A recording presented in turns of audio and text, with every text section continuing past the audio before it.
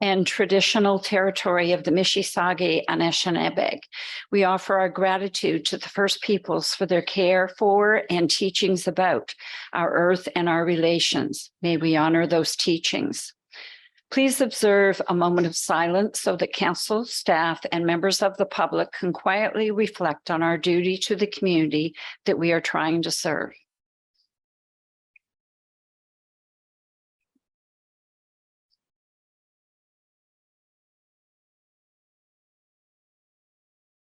Thank you. Members of the public, staff, presenters, and members of council, please be advised that meetings are broadcast and recorded and made available on the internet. Is there any declaration of pecuniary interest and the general nature thereof? Seeing none, please note that in the minutes. We have no minutes to go over, no deputations. Are there any questions, Madam Clerk? Thank you very much. So first on our agenda is Janice Lavallee is going to be talking about our work plans. Janice, good morning. Good morning. Thank you very much. So I'll just briefly introduce the work plans. Typically what we do is just go through each one as Sherry would introduce each department. And if there's any questions, then they'd be directed to the managers of that department. So I think we discussed this a little bit at our December 1st meeting, how we organize our work for the year. We adopted this process quite a number of years ago, and I think it's worked out fairly well for us. So in December of each year, we bring forward our work plans for the following year for council. They do try and identify priorities of council, initiatives that have been identified in some of our strategic documents, our planning documents, and service review documents that we've undertaken, and of course to include all those legislative requirements that we have to meet. Certainly the work plans don't speak to or demonstrate the volume of just day-to-day work to keep going, keep the wheels on the bus, to say that, or meetings, professional development. There's all sorts of other things that go on day-to-day basis, but this is just to try and demonstrate some of those major milestones and projects that we're working through for you. Certainly we are looking for your feedback, and the work plans do help us to formalize our operating budget as well. And I think, as I mentioned also on December 1st, we do also know that there's always going to be things that come up during the year. So we try and build some time in here because we acknowledge there's always going to be challenges to deal with and opportunities to take advantage of. So we do try and build that in here. If something really big comes up, then for sure we may need to look at the work plan and rejig things a little bit to make sure that we can accommodate things and get done what we need to get done. So with that, I'll just turn it back to you, and we're happy to address any questions you have. Okay, thank you very much, Janice. So the first work plan is for the Chief Administrative Officer. Are there any questions with regards to this work plan? Seeing none, we will move on to the Building and Planning Department. Are there any questions with regards to this work plan? John.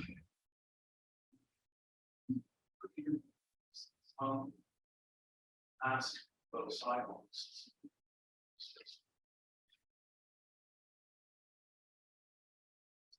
That is I know this is the December 8th letter, and it's all the work, it's just reference to values, public, all of them, basis, all of us. And then among our goals is to foster a healthy age to protect it. So that's pretty good story. Our official plan promises to support a sustainable business. So this is the basis for what we talk about. It seems to me that to meet all of those goals and to reduce our township department policy to do that we would like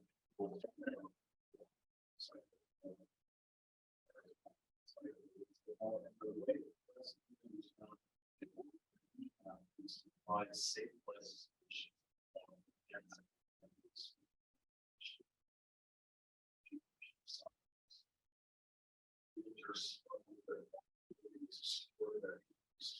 Values. Businesses know that people will spend more if they want. You just sort of, doctors say, oh, so that's what this is. Sidewalks and sidewalks allow for accessibility, which are expanded. There are some which all of that. So with all of that said, it states here that there will be a second box for a process for amendments, township zoning bylaw. Could part of that examination take a look at statement perhaps that the reconstruction of existing roads and perhaps the construction of roads in urban settings itself should evolve.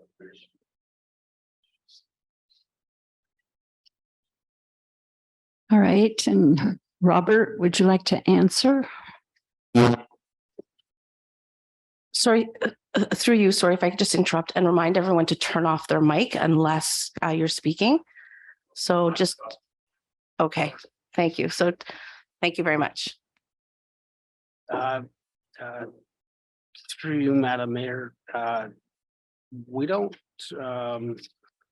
regulate the construction of sidewalks through our zoning bylaw. Our zoning bylaw regulates what you can build and where you can locate it on a lot. That would be something that would fall under the purview of Public Works. So I don't feel that I can add too much to that, Councillor Boyko. Okay, thank you. Through you, Madam Mayor, I will bring that up again with respect to Public Works. I won't repeat the speech, but I'll bring it up again with respect to Public Works. Yes, Janice. Yeah, so in terms of sidewalks, certainly if we're looking at a plan of subdivision or a plan of condominium, then those considerations would be given during that planning process in terms of where there would be sidewalks, whether it's both sides of the road, one side of the road. And we certainly give consideration to that when we're doing road projects as well, to make sure we do have an annual program for maintenance and repair of sidewalks as well. So certainly there are different ways that we do deal with that. We can come back with, some information that kind of sets out kind of, I guess, maybe the practice in terms of how some of those decisions are considered. There may be, and I'm not sure of how it's actually documented, but I think in the former village, there was always, whether it was a formal policy or practice that said there would be sidewalks on one side of the road, not two sides of the road, giving regard for resourcing and that sort of thing. So there is a bit of a framework around that, and there's certainly different processes that we go through where consideration is given to those types of things. Thank you. Ron? I get that. Yeah, through you, Mayor Sanders. Yeah, just with John's topic of sidewalks, I know over the many years I was on the police services board, people complaining of speeding in urban areas, built up areas, and a lot of the situations where there was no shoulder to walk on, they were walking on the road, and a car at any speed basically going by you feels like it's a dangerous safety situation. So the sidewalk issue, I think, should be addressed, particularly in new development, for sure. If I could go back to the CAO report, I didn't have a chance to get my notes open before you move through it too quickly. So just one comment, Janice. You've got some objectives here around looking at staffing and departmental structures and all those sorts of things. Part of my background is productivity and having teams, people trained within the organization to look at productivity initiatives. And, for the most part, productivity initiatives aren't about headcount reductions or anything like that. It's about redeployment of your great resources and make sure your staff are doing things that are meaningful to them and meaningful to the organization. So is there an active productivity program where staff are being trained to look for those opportunities to fill gaps and eliminate, work that maybe isn't as necessary today as it used to be, sort of thing? I just want to get your thoughts on that. Yeah, so we don't have a formal training process around, like we don't Lean Six Sigma, for example, we haven't gone through that type of training. We did look at that a number of years ago, and really it just didn't. We felt that the processes that we do use, we do this review once per term.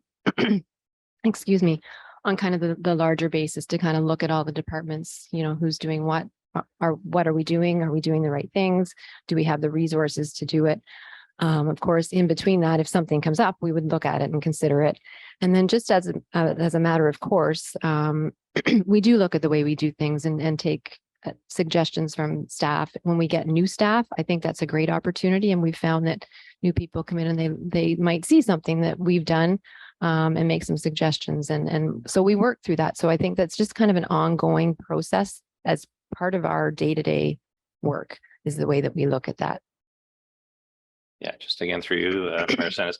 Yeah, no, and I don't doubt an organization this big has, have done projects and programs that are help reduce costs and so on. But I just think with the challenges that we're going to face budget wise moving forward, particularly with changes to Bill 23, it has to almost be a culture within the organization that every department head has some kind of goal or objective around looking at their costs each year and finding ways to reduce their costs somehow to help from a budget perspective. And, I found over the years of managing hundreds of projects that the staff actually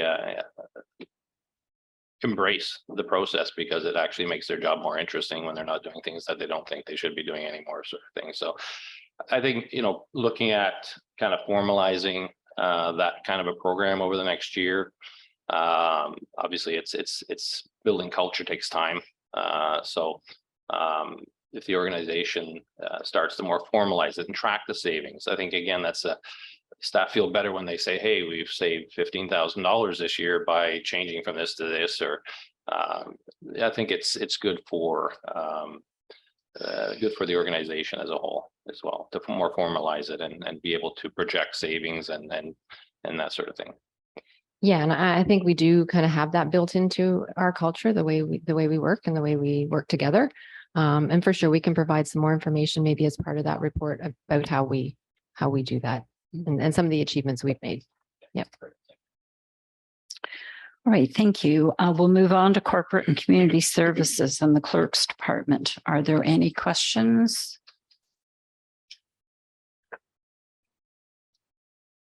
I have a couple. On page 3, we're talking about the link, and I'm wondering, will the new hub and spoke that the city is talking about affect our link and its course? Yeah, yes, it will. So currently the way the link customers all come into the BATA library and they can transfer onto the city's transit system from there and vice versa. So they come into the BATA library location and then they can come out to Selwyn Township on the link. So the city's change will have an impact on our riders or on city riders coming in from the city. So the way the link or the city system is set up now, when you go into BATA, you can actually get on different buses that will take you directly to different routes in the city. They are going back to a model where essentially you're coming into BATA and kind of the central spot where you'll go is to their terminal, and then you'll go to a terminal and then you'll transfer there and go out to the city from there. Our customers right now are able to transfer for free one time on to the Peterborough Transit. So if they go into BATA now, most people can transfer once. They don't have to pay for a new ticket, and they can get to where they want to go in the city. If they have to go into the terminal now, they'll only get one transfer for free. Then they'll have to go down to the terminal and likely then have to pay another city fee to get on and get to other areas in the city. So yeah, this will have an impact. We're actually going to be meeting as a working group. We do have a task group that's comprised of our different stakeholders on the link. And we're also going to be meeting with some representatives from Trent Student Association and the Fleming Student Association, because this is going to have an impact on them as well. I think the decision when it was made, they didn't really get input from all their stakeholders. So I do think that City Council is going to start to hear some feedback from users. The other thing is they're changing this in February 1st. So I know that when it came up, Peterborough Transit said, if you're going to make a change, it would be better to do it in July. Because students are currently relying on a route and they're trying to get to a class for a certain time. So they're approving this potentially on Monday, but I do think that there will be some concerns from the user. So I suspect that we're going to have some more information sharing, and we might bring something back to council in terms of a support letter to kind of urge the city to slow down a little bit. Sounds like a plan. Thank you. And I have one other question. Okay. I'll just finish because I started. So there is not mentioned the forming of templates for task teams. And we did talk about that in our initial meetings. So maybe if that can be added to the list. We can definitely add that. Yeah. Thank you very much. John. Thank you, Madam Mayor. Through you, I have a couple of questions that come from this report under the Sustainability and Climate Change Action. Keep calling it a bullet, but that section.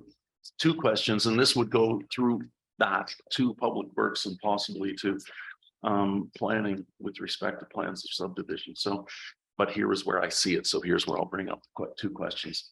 First, with respect to public transit. Again, I won't repeat all that I've said before about environmental responsibilities and values, principles and things, but it seems that this link that we're doing in the pilot project is a first step toward bringing more public transit to Selwyn. And no doubt years down the road, there will be more public transit. So should we consider, therefore, in our public works plans, reconstruction of roads, in plans of subdivision, that all road construction and new roads constructed should be constructed in a way so that buses can be accommodated in those new neighborhoods that are constructed? Well, I guess like a bus can travel certainly on any road. The way bus stops are set up, the way we have it set up, we don't have to have an accessible bus stop for every stop. So we have key bus stops that are fully accessible. So I think you want to make sure that you're thinking about those things and in areas where you have probably a concentration of people or where access is important. But essentially a bus stop could be accommodated on most roads if just within the road allowance itself. There would be spots where you could just sort of simply pull over and pick somebody up. Our system actually, we have areas where there's designated bus stops, but it's a flag system now. So if you're anywhere along the road, you can put your hand up and as a bus goes by, it'll stop for you. Yeah, it may not be able to stop in every space, but they'll look for a safe spot to get over and accommodate a pickup. Right. So I agree that it's important that we not only have roads now that can accommodate public transit, but that when we're doing our planning, that we think that 10, 20, 30 years from now, there'll be more public transit on roads must reflect that. The second thing, and it comes from that same bullet, if I can call it that, it talks about support for electric vehicle program. And I guess this goes to the planning department again, I'm not sure. But is there consideration being given for a bylaw support to say that any new homes built should have an electrical vehicle port in them? In that it's going to be upon us before we know it, where gas vehicles will be gone and every vehicle will be electric. So that's my question through you, Madam Mayor. It does that every time. Apologize for that. So through you, Madam Mayor, we did have regulations in the Ontario Building Code that were in effect for in the neighborhood of 3 to 5 years that did require a rough-in for electric vehicle charging in every new dwelling constructed. And those regulations ultimately got pulled back out of the Ontario Building Code. So that would be the direction we would be looking for, would be from the ministry. Those requirements would have to be put back into the building code in order for us to enforce that kind of regulation. Yeah, Madam Mayor, if I could ask one. So without the Ontario, to just so I can understand, and I apologize for the education that you people are giving me, and I thank you for the education that you're giving me through all of these questions. So without the Ontario Building Code, we in Selwyn could not ask for such a regulation ourselves. So we cannot supersede sort of the Ontario Building Code minimum requirements that are laid out in the code. I would have to do further research to see if that would be something that would be permissible. I don't know if Janice or. Perfect. Well, that at this point, we don't need to have a full conversation, but that's exactly what I'm asking is, could we have that investigation? I guess that's all I'm asking. Angie? Yeah, so Sorry. I think if that's something that council would like us to take a look at. Again, you know, Robert has kind of set out how it's dealt with in the building code. I'm not sure what the rationale was to put it in and take it back out, but the province made that decision. I'm not sure if there are other bylaws out there. It is something that we could look at. Of course, that's going to impact your building community. So you might, you know, it adds cost. Everything that adds cost to the buildings, whether we like it or not, is something that can raise concern from that communities. But again, if it's something that council would like to direct us to take a look at, we can do that, but it would require basically a resolution of council to add that to the work plan. All right, thank you. Ron? Through you, Mayor Sennis, a couple of just quick questions. The digitization project sounds like a great project as far as productivity and looking for records, those sorts of things down the road. Can you just give me like a 2-minute overview of what that covers? And then I've got a second question. Sure thing. So upstairs, if you've been into that back office space, you'll see all that rolled storage back there. So we have a file for every property and every road that we have in the township. So we keep a lot of records in there. So essentially we're taking all of those records, digitizing them, and we'll be able to clear out that space so that we can create some more workstations. But then in addition to that, all of those records will be in our Laserfiche records management system. And that way, yeah, you can just access a document very quickly, electronically, and pull out anything you may need. And then as we need to add things into the file, you just scan it and scan it into the property file. So this is kind of the first component. Really, our Laserfiche system would allow us to digitize as many records as we want. And we have already done a lot of digitization in the past. We've done bylaws, minutes, and things like that. That's fantastic project. I'd like to see more of that. Come and see how you do it actually and see how the equipment works. Well, we have a lot of scanning, so I can put you at a photocopier if you want. I've done a fair bit of that in my life myself, but the other thing is around again the environmental climate change stuff. I know there was a project talked about a few years back about methane capture at the landfill site. Did that project ever get funded or? No, it didn't. And we were looking at it because there was a really good potential funding source. Without that type of funding to put that system in place, it just wouldn't be financially feasible for us. Right. The emissions are relatively small. So yeah. Okay. Yeah, if there is another opportunity for that funding, I think it's an important part of climate change action is to do that one. Yep. Yeah, thanks. Oh, sorry. I was just going to add a couple of quick things. So Lily, under sustainability, she's in terms of regulating, EV chargers, that's one component, but we're also looking at ways that we can provide incentives for property owners to actually implement those types of changes at their own property. And it doesn't have to be an EV charger. It could be a different heating source. So we're looking at some ways to have the carrot instead of the stick. Just with respect to the bus stops, I just wanted to circle back to that quickly and just mention that when we design our road systems, we have different, and Rick can talk about this, different designations of roads. So, collector roads tend to be wider and bigger. So those those roads are already built to a larger footprint, so that you can accommodate more traffic, parking, buses in smaller residential areas. You're probably not going to have a bus go down every residential street anyway. So you want to have the ability for people to get to major roads to connect in with all kinds of different things. Thank you. Mary? Through you. I just want a clarification question on the link because it's noted as a pilot project. What was the initial temporal period for that? And then how does the city's changes affect that? Yeah, so the pilot, it's a 5-year pilot and it will end in 2025.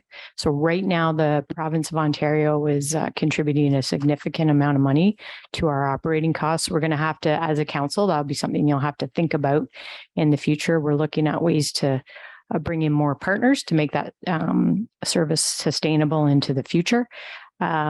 We have an agreement with the city. The city is our operator right now. So we have an agreement with them and that is in place for the entire pilot period.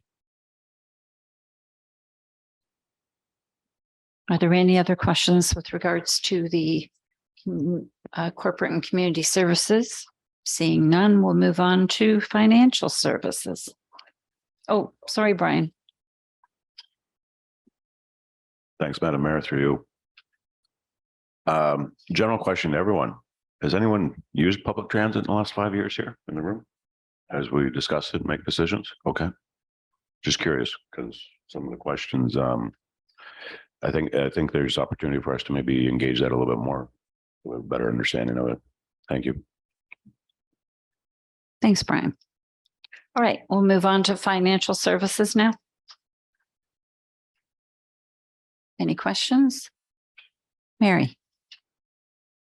I just want to address on page 3.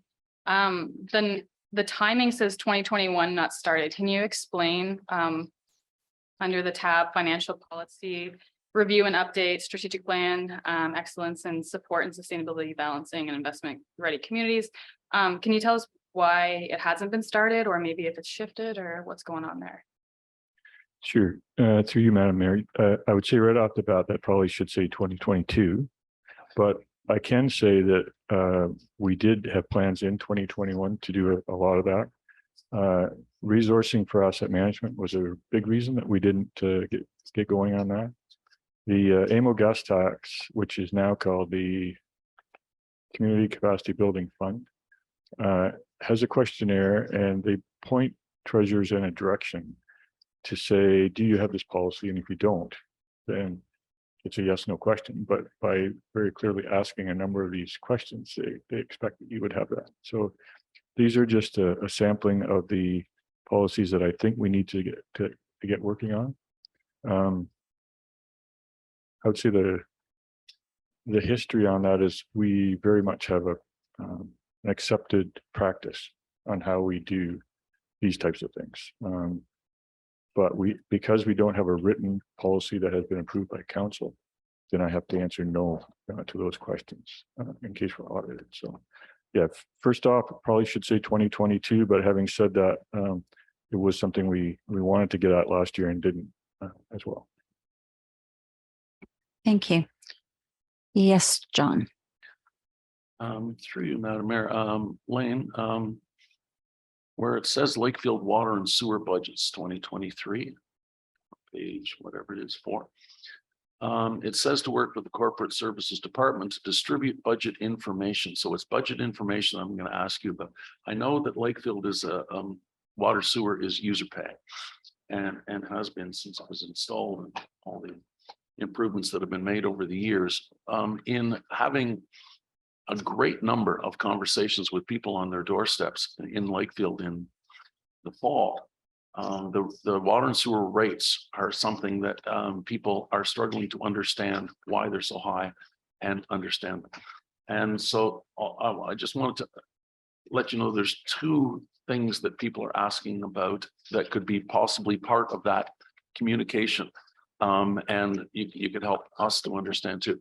One, a number of people told me that their understanding is that there was a rate increase in water and sewer because there was infrastructure improvement that was done several years ago. And once that infrastructure improvement was paid for, the water and sewer rates would go back down. A number of people told me that. The second thing that I was told is why, if we are user pay, there's been so much infilling and so many more people are living in Lakefield now and therefore contributing to it. Why are the rates still so high? Now, I answered those as best I could, but if you could enlighten me a little bit more and certainly with what I've just said, include that in the information that goes out, because there's a lot of misconception out there. So three. Okay, through you, Madam Mayor. Yeah, so I guess first is we haven't spent a lot of time on providing information on rates and how they compare. And actually our rates for a small system are quite comparable. Yeah. Adam has did some work in the past on that. But we haven't really rolled that out a lot. We just, basically take a look at it because the cost is the cost to operate the system. I guess with respect to the comment about the rates went up to pay for infrastructure and then they were going to go down, I'm not sure where that came from. That's the cost of water and sewer since Walkerton is just skyrocketed. So, yeah, so. I don't think I've ever made that comment myself, so I'm not sure where that's coming from. And then the other, definitely with infilling, the more users you have on a system, that's beneficial. But given the requirements and what we are investing in, a water and sewer investment starts at tens of thousands and goes to hundreds of thousands very quickly. So, to add a dozen homes or different things like that, it does have an impact. You have more users, it's good, but the investments that are required in that system is amazing. So when we look at some of the reserve levels and things like that, that's why reserve levels for water and sewer are in the millions of dollars, because when we move forward with the capital project, very quickly a water and sewer project surpasses $1 million. But definitely when we get more into that, I can provide a bit more of that information, a little bit maybe more on comparability of rates. And probably the biggest answer that I provide to ratepayers when they do inquire is that economies of scale come in a big way with water and sewer. So we have a water treatment plant in Lakefield that provides water to 3,000 people. As soon as you go to 10,000, 15,000 people, you can distribute that over a bigger base, right? But you still have to add the plant. Right. Excellent. Thank you. Yeah, that communication to the folks of Lakefield would be welcomed. Thank you. Thank you. Are there any other questions with regards to finance? Ron? Through you, Mayor Sennis, just one quick question around Bill 23 and development charges. How are you going to handle that from a budget perspective? Because I don't think we'll have all the information in front of us by the time we have to decide on a budget number for those line items. Through you, Madam Mayor, our habit here has been to collect development charges in 1 year and then use them in the next. So for any budget implications for 2023, we would be using ones that we've already collected. But definitely that will have an impact, and we'll be reporting back to council on that. Thank you. All right, we'll move on to the fire department. Any questions? Seeing none. Oh, John? Sorry, Madam Mayor, it's me again. Through you, I noticed on page 4, I think it's page 4, no, page 2. The bullet is 2023, 2024 recruit hiring. This goes to the HR report as well, I guess. And it says that the recruitment process will be undertaken if firefighters are required. And the human resources mentions too, the if. So I guess there's 3 things that would affect it. And I'd just like a comment on it. Are there firefighters now who have indicated a plan to retire this year or next? Which will mean that the if turns into we must recruit.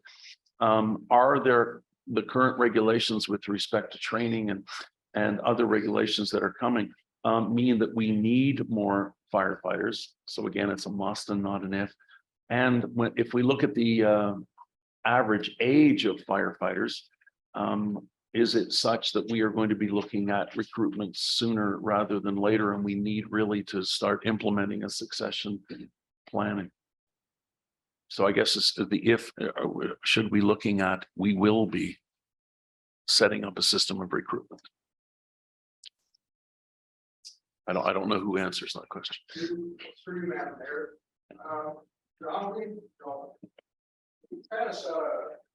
what it is. Hold on a second. Hold on a second. Yeah. We've kind of set a number that firefighters have been comfortable with. We've always had to fight with Halls, Youngs Point and Curve Lake to get enough people. It's there because it's an area that's not built up. A lot of older people now, a lot of young families.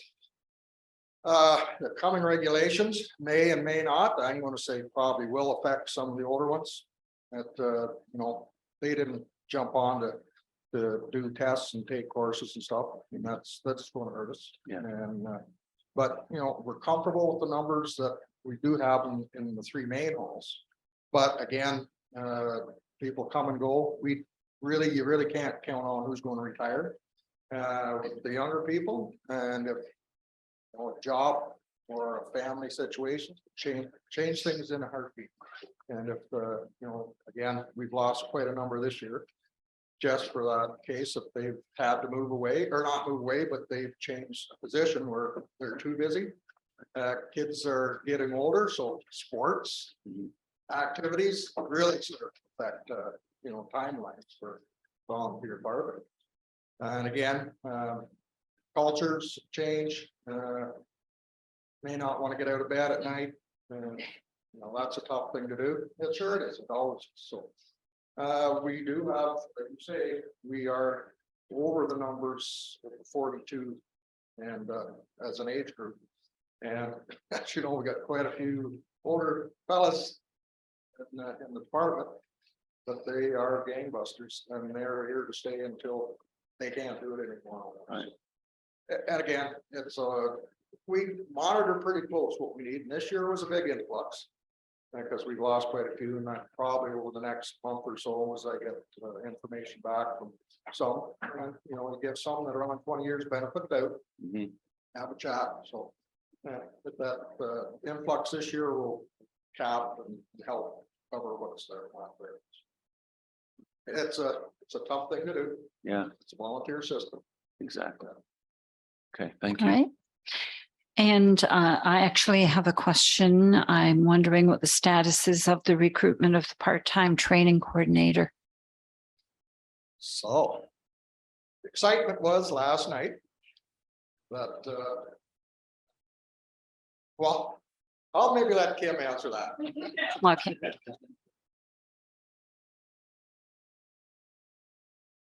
Can't take away from the HR. Yes, so yesterday I was able to meet with the successful candidate and have a signed contract completed for the new part-time training officer position. Well, not new position, but replacement. So I will be sending out an announcement about who that is this afternoon.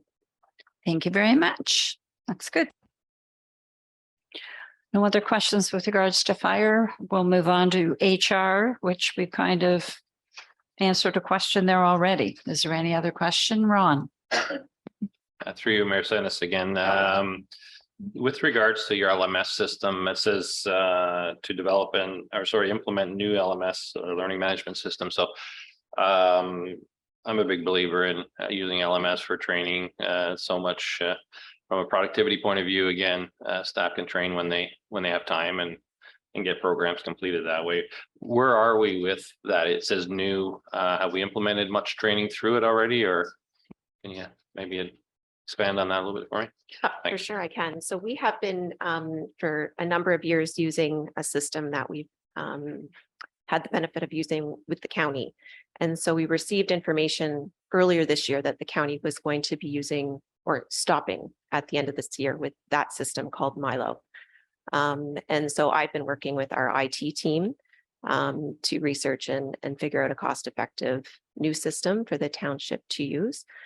Earlier this month, was chatting with one of the employees at the county, and I understand that the county is going to, they're still looking for a system that they're comfortable with. But we're good. We're still moving forward with what we can do for our township employees, just because we haven't received any firm timeline or anything like that. So we still have Milo until the end of the month, and then I'm working with the IT team to find a new system.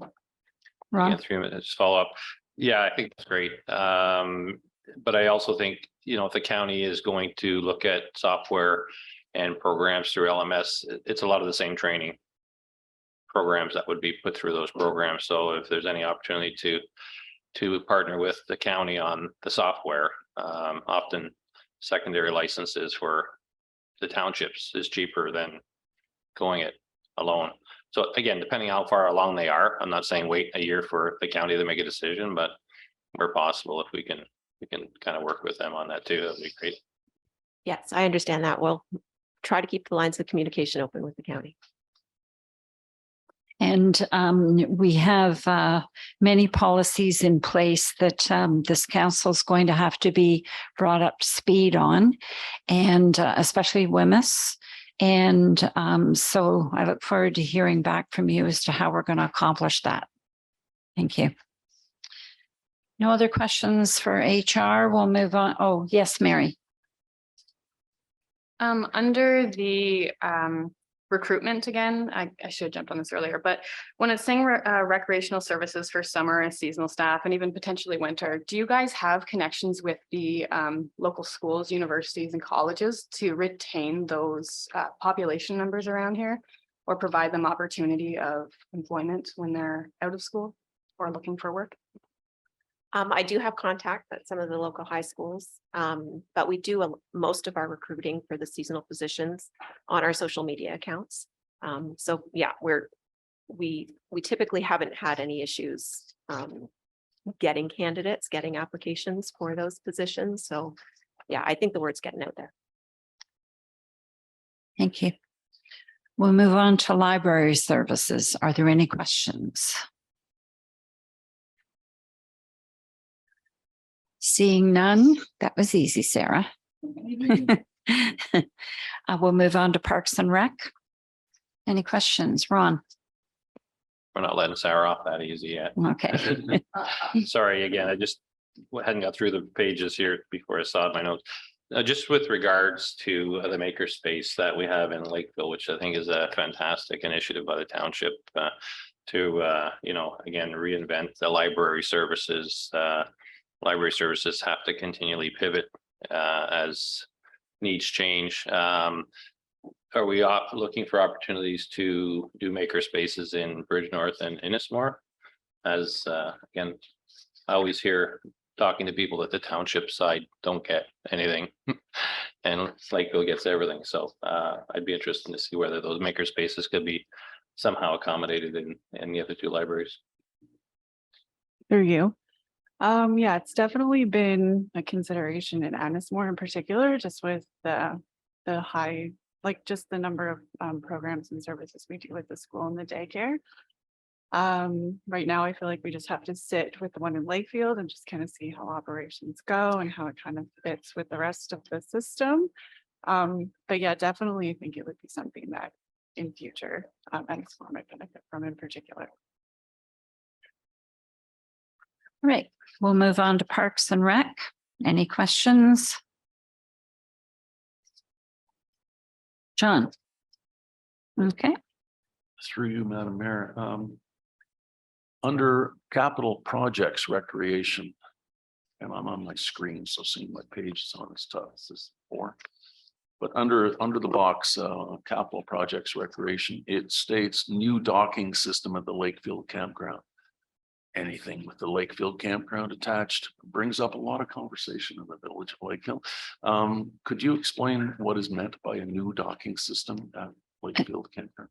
actually, John, it is in our capital budget. So Yeah. you just want further explanation? Yeah, Okay. I see the capital budget, but just what does that entail, the new docking system? Through you, Madam Mayor. Um, Previously, the operator who had been operating the campground provided docking system. It was for 25 slips. And when we did our campground utilization study, it was found, or we were directed to maintain the same number. But we didn't own any of it. There was not a value in purchasing the existing docking system, given that it was a certain type of float, certain type of system that we weren't interested in. And the lifespan of it was not going to be great. We want something that's more environmentally friendly, certainly more user friendly, and but still to provide the same level of service that they had previously, and meeting all the criteria that were determined by the previous council through the utilization study. Good, thank you. A second question, if I could. This goes to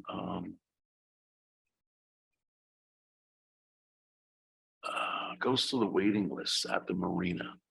And I can't find the box right now. Oh, there it is. There it is. Condition assessment of Lakefield Marina and docking. I had a few people ask about this, so therefore I will. Could you through you, Madam Mayor, to ask basically do the process question. Could you explain the process through which somebody gets themselves on the list, if preference is given to Selwyn citizens on the list, and if the list is public so people can see where they are on the list? So basically, what is the process for this list? Again, through you, Madam Mayor.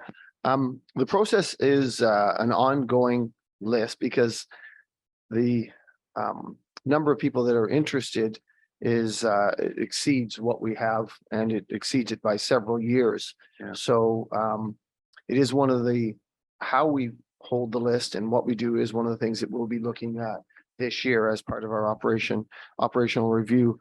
But currently, you go on the list, you indicate size of boat. We keep track of when you signed on, and then we go through, if a slip becomes available that suits a certain size boat, then we will contact the first person on the list, give them 48 to 72 hours to let us know if they're interested, and then move on if they say no. We have people that have said call us back next year for 5-6 years. So it's a bit of a fluid document. There is a lot of names on there. It would be over 80 people waiting. Yeah. And some have waited 5 or 6 years. Most have been offered in that time, but for whatever reason have said, oh, we'll wait another year. We're not retiring yet, or we're not selling our business yet. But they knew that the line was long, or the list was long. We go through it and check every year if people want to still be on it, but I think there might be some tweaks to it, whether it's putting down a deposit so that we're not getting as many people say no, or whether it's doing something like that. I know in doing the marina utilization study, we talked to a number of other townships and found that many clear their list at the end of every year and then start fresh every, so those are some of the things that we're looking at operationally to serve people better and to make it a little more manageable, because it can be, it's unfortunate that sometimes when we get in touch with people and they call us back a month later, come back from Florida and say, oh, Right. we were interested. Right. So But it's extremely strictly followed. I don't think it would be appropriate to give up people's confidential information, like the names, phone numbers, email addresses, all we have. Well, sorry, boat size and so I don't think that would be appropriate to share. But we can certainly generally let people know when they ask, we regurgitate probably a little better than I said it every time what I've said. Okay, I guess the other part of the question was, is preference given to people who live in Selwyn on the list as opposed to somebody who lives in someplace else? Again, through you, Madam Mayor, sorry about that. I didn't mean to miss that part of it. No, there is no preference given. Matter of fact, Selwyn residents don't spend quite as much money in Lakefield or in the township as somebody does coming from Whitby and whatnot. Frankly, we don't get many that are from, it's Peterborough and the county of Peterborough would be where people come from. It's very, very rare that we have, but certainly there is no policy that says your address or your postal code will determine a priority. If we're amenable to direction if that was something council wanted to see happen. Well, thank you. I'm glad that whole process can be looked at this year. Thank you. Ron, Through Mayor Sennis, again, not letting Mike off the hook just yet.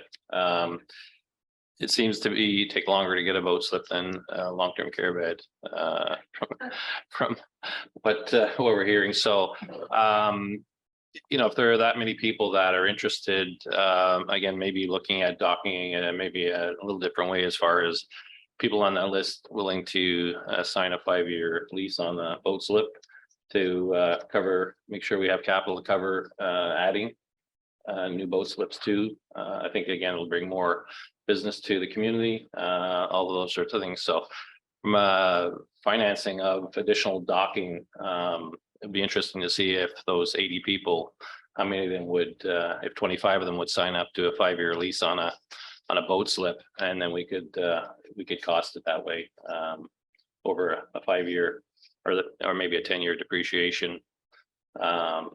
At least we're locked into having those boat slips paid for the first 5 years. Something like that. did you want to respond, Mike, or? Well, I guess, yes, through you, Madam Mayor, the one thing I do want to say is that we are looking at the potential for new slips, but cost is certainly only one small part of it because TSW input, whether it's operationally prudent or wise to put slips in, is a big part of it because it's a fairly narrow channel already, so we can't exceed that. But it does look like there's a possibility, but whether or not TSW will allow us to, right now, getting Water Street launch and everything has really been the priority. But that is something that we're looking at. Multi-year rental agreements is not something that we've thought or I don't know if any other public have that, but certainly a consideration, especially in regards to any new additions. Yeah, it just gives you revenue guarantees for a period of time. Yeah. All right, John. Sorry for asking so many questions, but I'm really trying to educate myself. So I appreciate your patience with me. I have 2 questions with respect to the capital projects recreation box bullet, if I could, through you, Madam Mayor. It says, again, I come back to the new docking system at the Lakefield campground.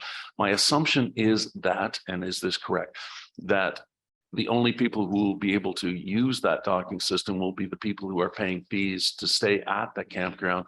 And am I right too, in the second assumption, that that'll be a user pay in that any expenditures for this new docking system will be paid for by the people who use the campground and not the ratepayers of Selwyn?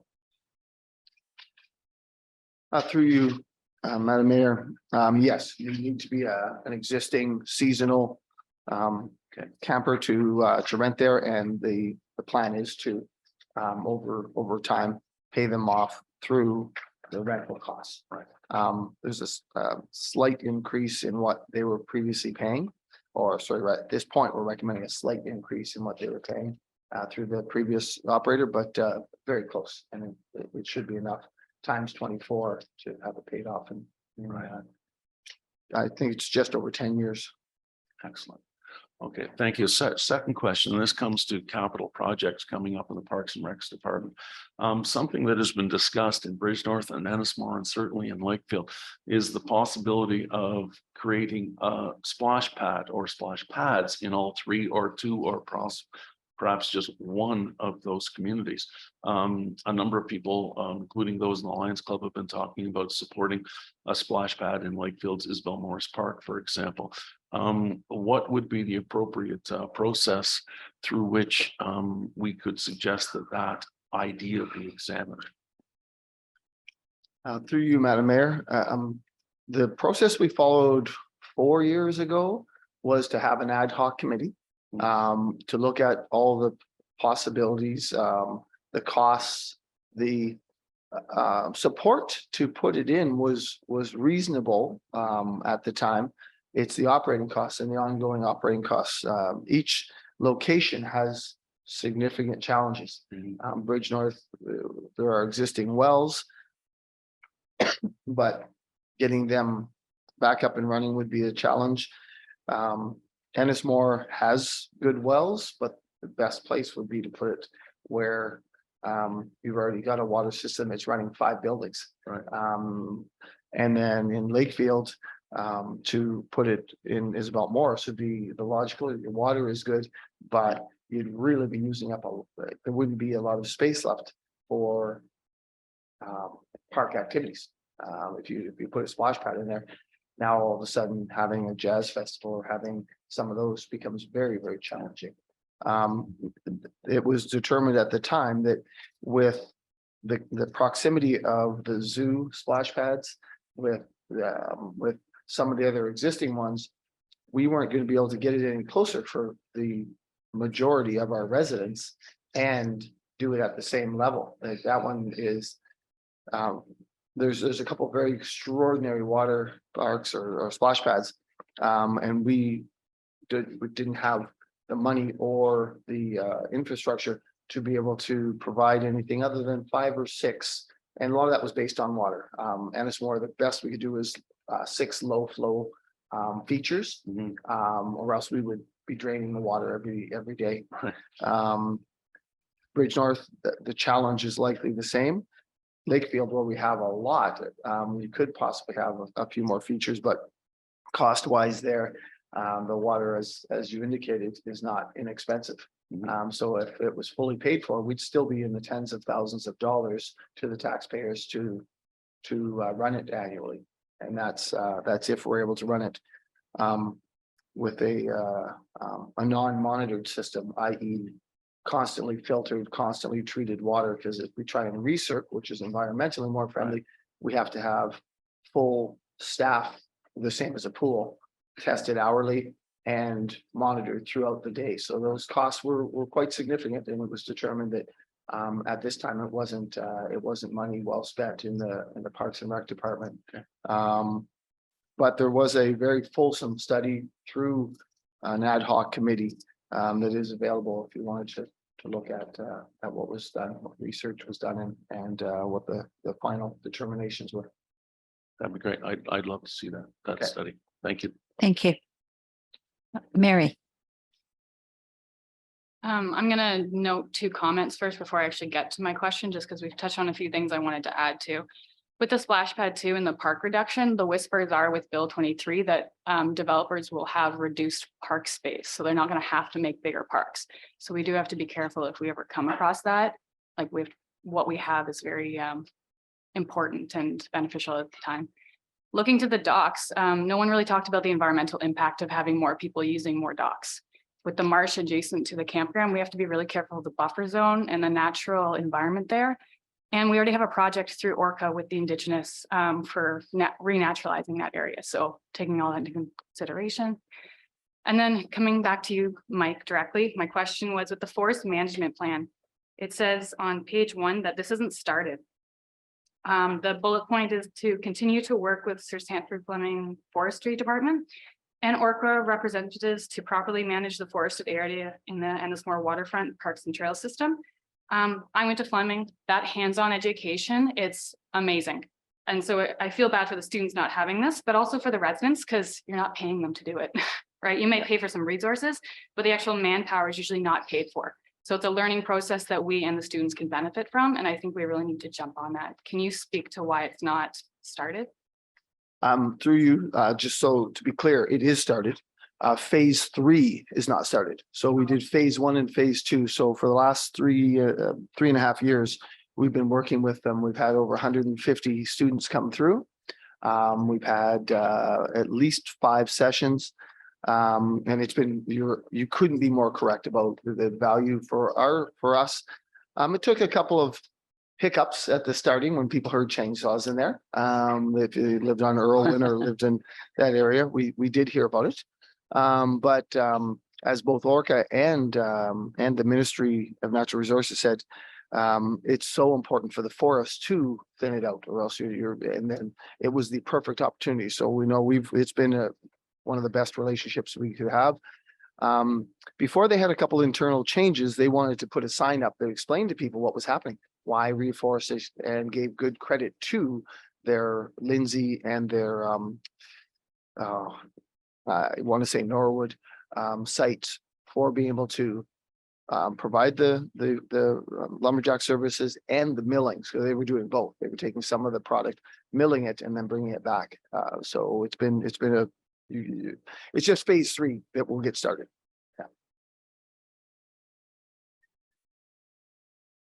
Like, is it just the forest management plan that I told those people all that or? So the forest manager is really just taking down trees. It wasn't, so there wasn't, the plan was to work with them to have them educate us a little bit and to educate them on what we wanted to do. So actually, it isn't a document, it's just the activity. Is there any way, sorry, is there any way that we could have more information about that? Because I think that in regards to the community and corporate management of telling what we're doing, doing this video to educate on project we're doing, that would be a key initiative under that. Are you looking for a report to council? Not really a report, but like those videos, that I think that'd be cool. Janice. And the other thing we could do would be to include that property on our tour, so you can actually see what it looks like before and after, maybe. Be good. Okay. Okay, thank you. All right, we'll move on to Public Works. Are there any questions? Ron. Thank you, through Mayor. I got a bunch of questions around leaf collection. I'm sure you've all heard them. Again, residents in the Smith and Ennismore wards where there isn't built up areas are always questioning why leaves get picked up in the other areas, but they don't have any opportunity to have their leaves picked up. So, one individual that called me said, I'm on a small private lane. There's only 4 houses. Could I bring the bags out to where the mail gets dropped off the super mailbox area and have them picked up there as the truck goes by to go to the subdivision down the road? So I just wondered whether we could look at some additional depoting, maybe where people can bring bags of leaves, again, in a safe manner, so that I know it's a county program, but if we could promote to the county that some of those residents don't have the opportunity to blow their leaves into the field or the woods behind them, and they don't have the facility to cart those big bags a long ways to the dump. So could we look at maybe some kind of a depot system or a way that we can accommodate more of the residents that do have to move those leaves? I think I can answer that. It is a county program. We have heard that's a concern we've heard for a long time, and for sure we have advocated for the county or to the county to expand that program. And I think there was some success from that early on. The areas were expanded. And we can continue to do so. And I would, urge yourself and the mayor to do so as members of county council as well. It is, it's an expensive program, I think, for the county to run. So, there are pretty significant implications to expanding it. Certainly, people can bring them to the landfill site, and they are during the collection periods that the county operates. The tipping fee at the landfill site is waived as well, so that helps people a bit. But for sure, we can continue to advocate. And I think the other thing that the county will be going through some studies as well in terms of there's going to be a waste management study, but also just looking at organics and leaf and yard as part of that bigger diversion efforts in the future. So that might be an opportunity to consider it as well through the county again. Yes, so I'm the chair of the Waste Management Committee at the county. So I have a lot of knowledge about what's going on.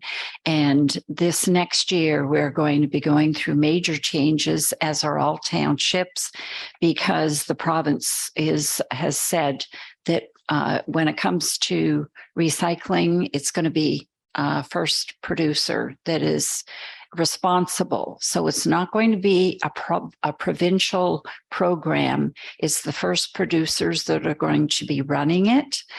And they are not necessarily going to be picking up from places that have been picked up in the past.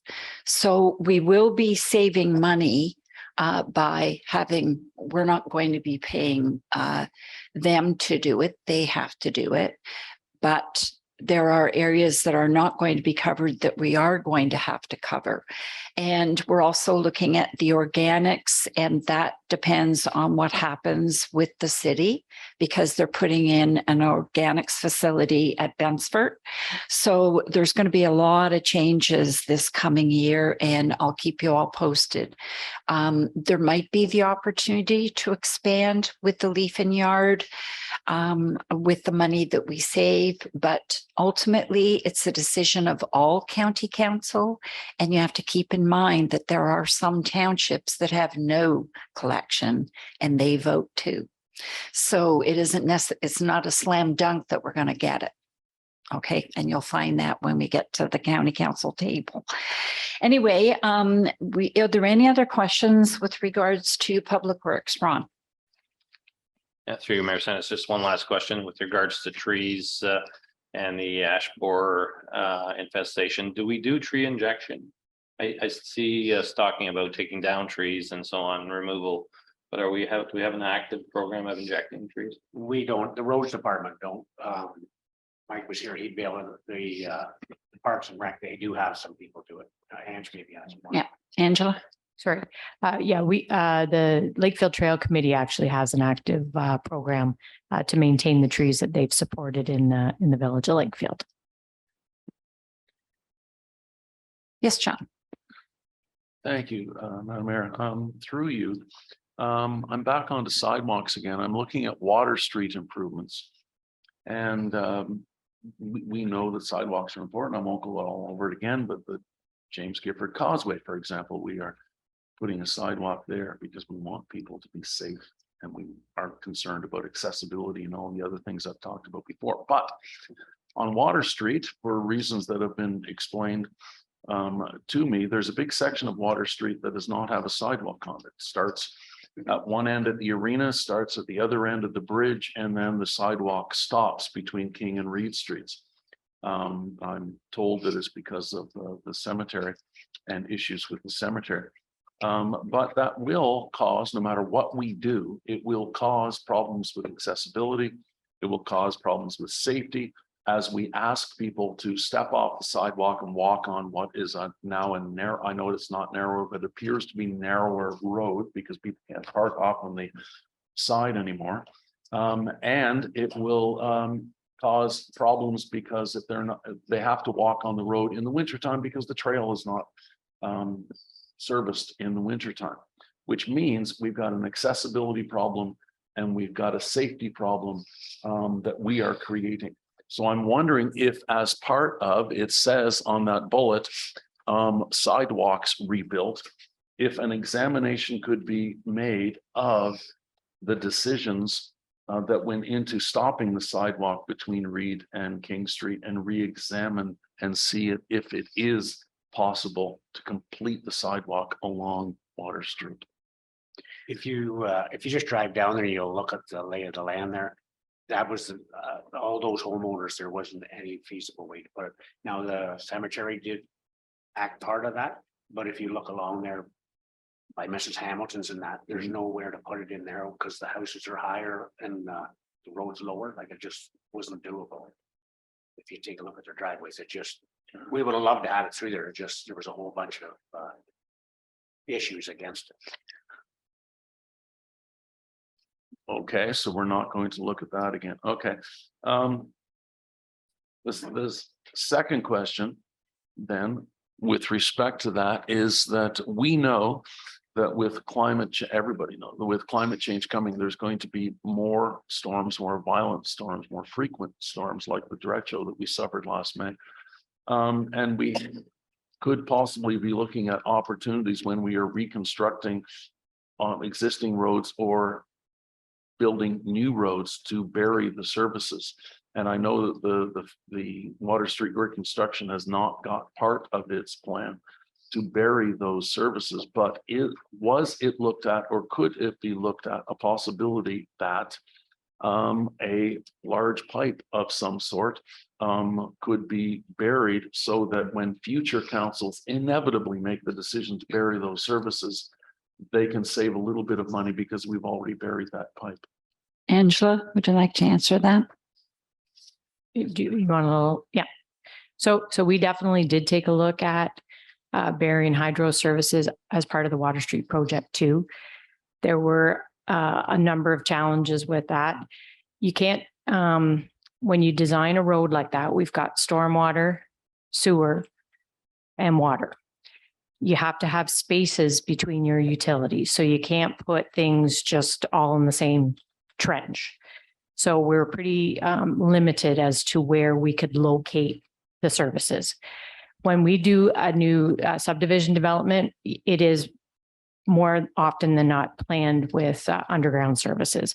When you've got established residential areas, putting in underground services after the fact is a huge challenge.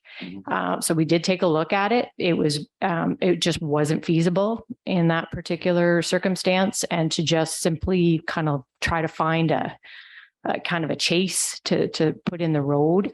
It can't be done that way. You have to plan it. You have to know where you're going to put it. You'd have to work with the utility service in order to properly put it in. It's a hydro service, so it's not like putting in fiber cable or something like that. It's very different. You're also right next to the river, so the water table there is quite high, and so 100%, we did take a good look at it. It just wasn't feasible on Water Street. So when asked, I can say in response to the questions that I'm receiving, that it is impossible to put a sidewalk between Reed and King Street, and it's impossible to bury the services or even to lay out plans for burying the services in the future. Well, I think that what you can tell people is all of those things were definitely considered, and nothing's impossible. If you want to take land away from people or have a one-way street, or we looked at all those different things, but we did the best we could with the road construction that we have. When you plan a sidewalk, it's not just about providing a space. It has to be designed properly. So as Rick mentioned, a couple of the locations that your sidewalk would be at a slope like this, that's not serving anybody and it's not accessible. So we don't simply just put something in because we think it's going to solve a problem if it's going to create other problems. So we definitely looked at all of those things. And I certainly have answered a lot of questions from folks about some of the processes. They may not totally like the answer, but I think they appreciate that we did our due diligence and we did look at those things. Okay, thank you. Ron. Through you, Mayor Senes, just to follow up to Councillor Boyko's question. So the trail path is not serviced in the wintertime? That's correct. So we don't maintain any of our trails. They're recreational trails. The only areas that we maintain are sidewalks, and we do that under our minimum maintenance standard. So we have to meet a certain standard. So we don't maintain any of our recreational trails. I was just thinking in lieu of a sidewalk in the wintertime, having that plowed would be another option from a safety point of view for folks who are walking. Yeah, it would be, but again, you have to look at it then, essentially you're adopting it as a sidewalk. And you'd have to maintain it in a certain manner. Otherwise, you're creating liability where we don't have that now. Okay. All right, so we are through the work plans. I now need someone to make the motion for the recommendation that's in front of us, that we receive them and endorse them. So can I have someone move that recommendation? Brian, thank you. And I need a seconder. Mary, thank you. All in favor? That's carried. Thank you very much. We're going to take a 5-minute break and then we're going to dive into the budget.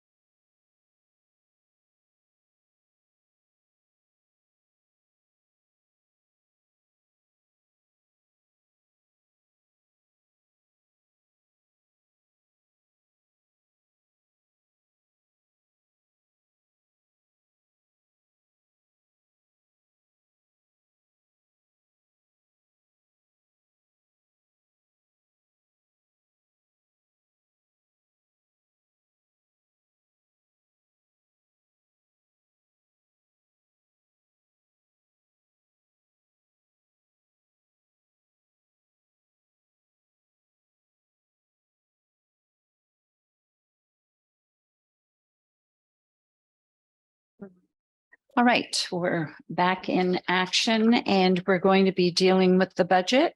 And we will turn this over to Mr. Vance, our Manager of Financial Services and our Treasurer. Before we do, there is in our final recommendation a bunch of recommendations. And I've got a question from Deputy Mayor Black with regards to one of the points. So if we can turn to him first before we go to Lane. Through you, Mayor Sennis, Lane, bullet 4, that the development charges study update 2023 be sole sourced through the township's consultant. What's the policy on sole sourcing for consulting services? Do we have an agreement with this Watson and Associates on a fee schedule or that sort of thing?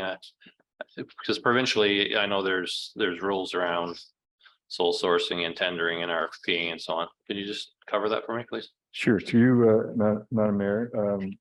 Yeah, so Watson has completed our development charges actually since amalgamation. I think maybe not the very first one, but since for a long time. And so our process in our procurement bylaw is that if we do sole source, then the recommendation needs to come to council, and council can then sole source. So that's why the recommendation is there. In the background of what would be going on, there would be a request for quotation provided to Watson. They would go through that process, provide their timelines, and then a price. As worded, it's assuming receipt of an acceptable timeline and an acceptable price. So this doesn't give carte blanche to them to be sole source, but the process of sole sourcing is that it does need to come to council and be approved here first. Just follow up through you, Mayor. So what would be your trigger point to look at other quotations? Are you comparing year to year? How do you kind of make that decision that this is who you're going to use or want to use? Sure, to you, Madam Mayor. I can say that the development charges study is traditionally in around $30,000 to $40,000. If there was anything too much outside of that, there'd have to be justification for the price. And also that this is actually laid out in the existing development charges study.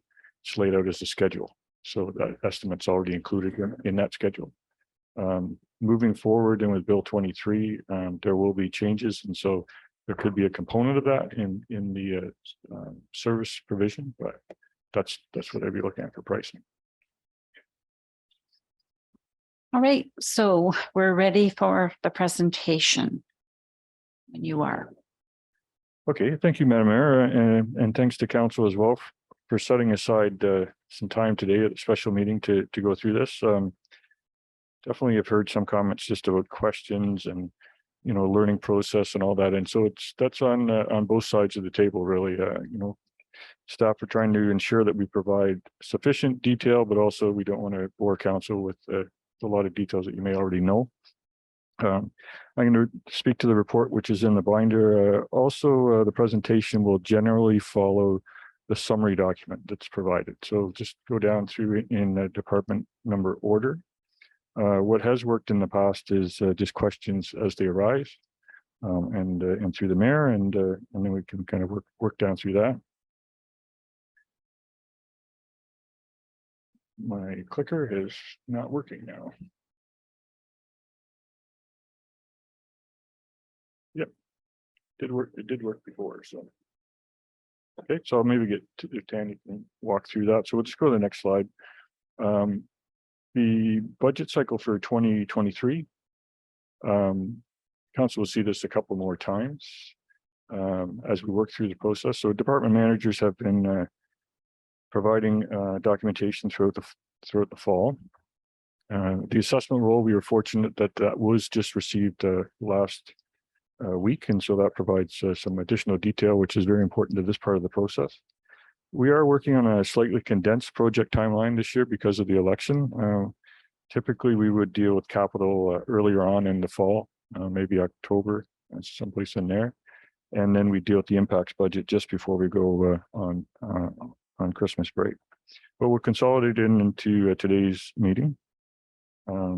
We have this approved timeline, and then we've got target dates as we work that through.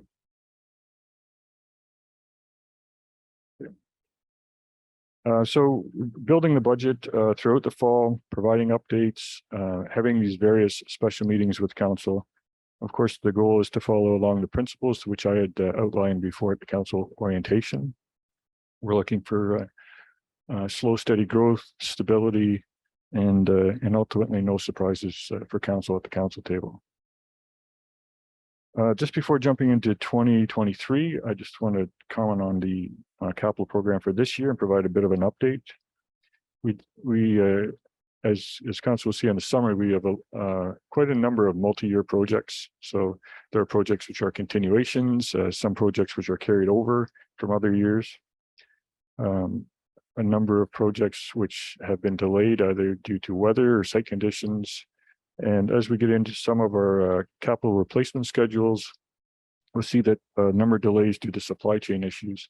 A lot of that coming post-pandemic. We haven't really ran into some of these supply chain issues that we are experiencing now and will experience for the next few years. So these impacts, not only did they affect 2022, but they are affecting 2023 and probably into the future a bit as well.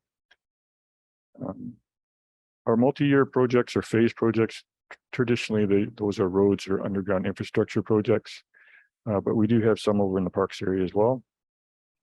So there have been a number of delays there. I will say the good news from our perspective on a large multi-year project like Water Street is that we are ahead of schedule there. We were able to make a budget amendment this year, pull forward some stormwater work, the boat launch, those types of things. So we can't really say enough at this juncture that would be anything better than say we're really pleased with the existing contractor that we've selected. They really are moving along. They have excellent communication with the ratepayers in the area, excellent communication with our engineer and Rick and Adam on Water and Sewer as well. So very pleased with that project at this juncture. So as we start into the capital budget 2023, it was actually, I think, Mayor Senes that had suggested that we include on our schedule of the summary if there were continuations, carryovers, if there were multi-year projects, things like that, so that council starts to get a flavor for where we are. Is this the first time council's heard of it? Those types of things. So as you'll see on that summary, there are a lot of continuations.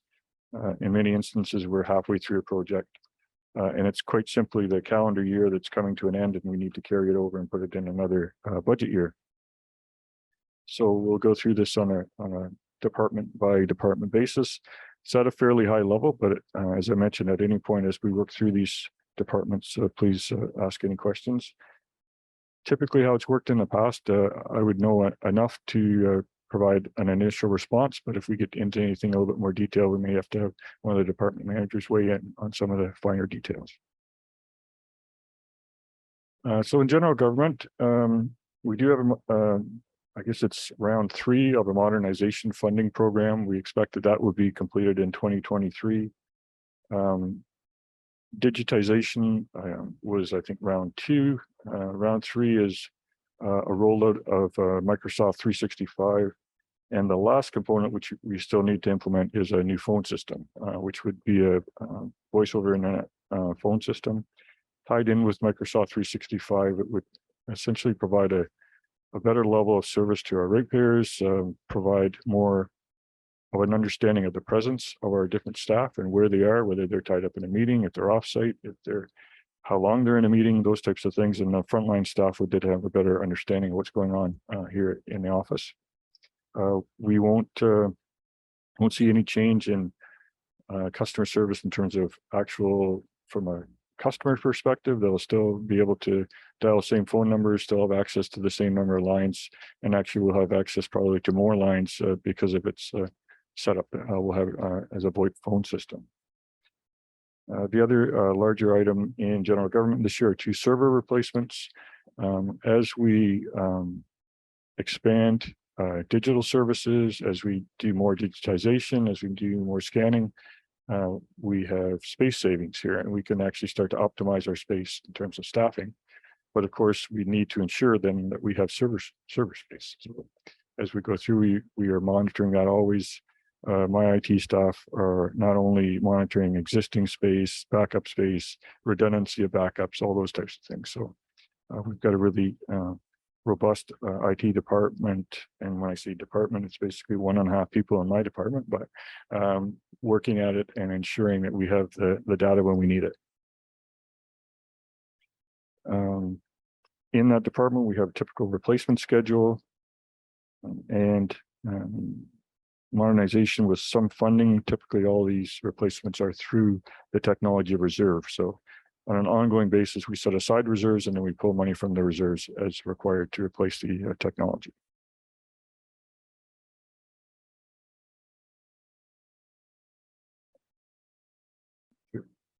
I have a question from Deputy Mayor Black. Through Mayor Sanders, just quickly, are we moving to VoIP as opposed to standard phone connections? Is that an improvement, productivity? Yeah, so it through you, Madam Mayor, definitely ties in with the 365 rollout. We haven't picked yet a supplier. We have a very good technical spec right now put together. We do have a requirement that we would maintain some landlines with respect to our emergency management and with respect to our control group. But yeah, the expectation there is that we would be able to roll that out. Use of soft phones, essentially the ability to use your cell phone as a desk unit, all those types of things. Yeah, perfect. Thank you. Okay, on to Department 6, a number of different project areas here in the municipal office itself. We've completed the majority of our COVID-19 renovations upstairs. We received a grant for that in terms of ensuring that we have adequate separation between customers as they enter and exit the building and between customers and staff. And the next phase of that is part of the optimization of the space upstairs is ensuring that there's proper separation between staff members as well. So the area that's outlined on the slide is actually where the existing roll files are upstairs. So once those roll files come out, that would allow us to optimize that space for other staffing.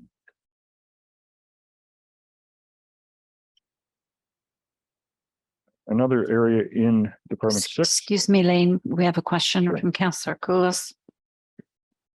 I'm pretty sure I saw in the notes that there's no electrical outlets in those new spaces. Is that true? Sorry, for you. Yeah, sorry, it's you, Madam Mayor. Yeah, I can't actually speak to that. I would expect there probably wouldn't be, being the fact that that was a former council chamber. So, but in terms of that would just be another cost of renovation in terms of us putting that in for sure.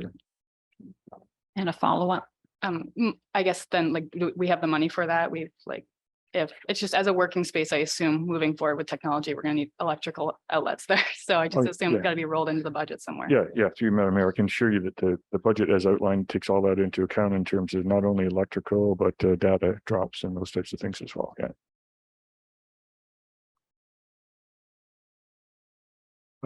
Shifting gears from general government over into public works. This would the Sand Dome in Ennismore. We did an engineering review. It was actually completed last year. At that time, we knew that both domes should be repaired. The dollar value and supply chain matters that came forward at that time suggested that we could defer the Ennismore Dome. And so the Smith Dome was completed in 2022 and Ennismore was deferred until next year. The cost that's included in the budget at this point it would still need to go obviously out to tender, but that's been provided by the engineer and includes contracted men and tendering and all those types of things as well. And the contractor that we used over in Smith is a newer contractor to the industry, but did a great job over there. And the engineer that we use on domes is quite pleased with them. We did have good competitive bids that came in, I think 3 or 4 different contractors. So we would expect the same in 2023.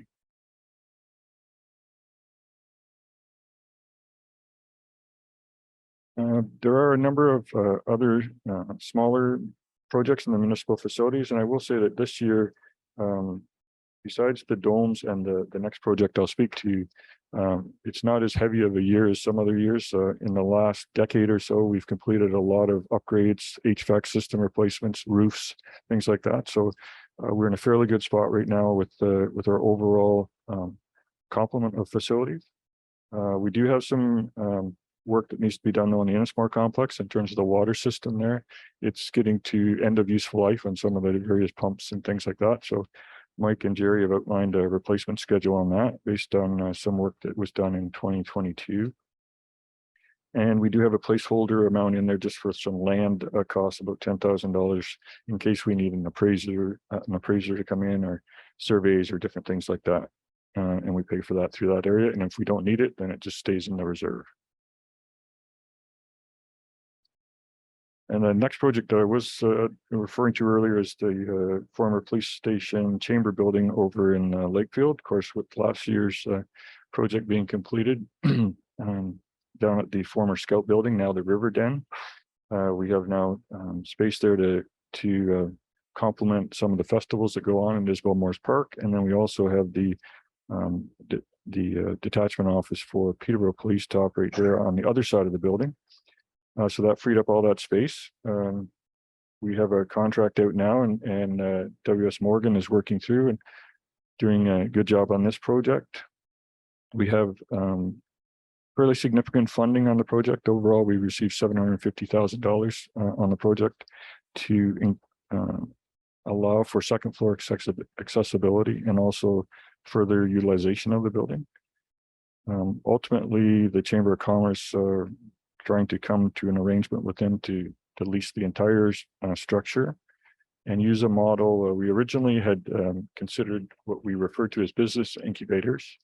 We're finding in our discussions with the chamber that maybe a model, more of a small business support center, may be a better way to look at it. So rather than desks, which are extremely short term, they're looking at offices which would be leased to an individual business, and it just allows the business to grow over a period of time.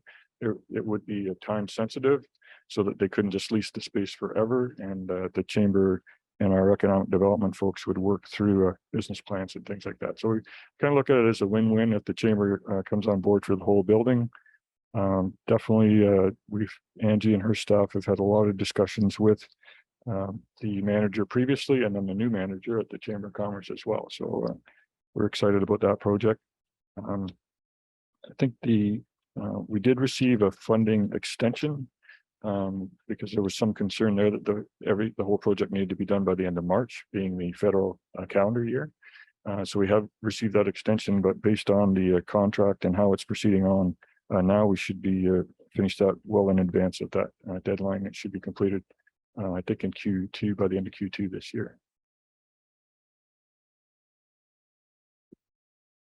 I have a question from Deputy Mayor Black. Thank you, through you, Mayor Sanders.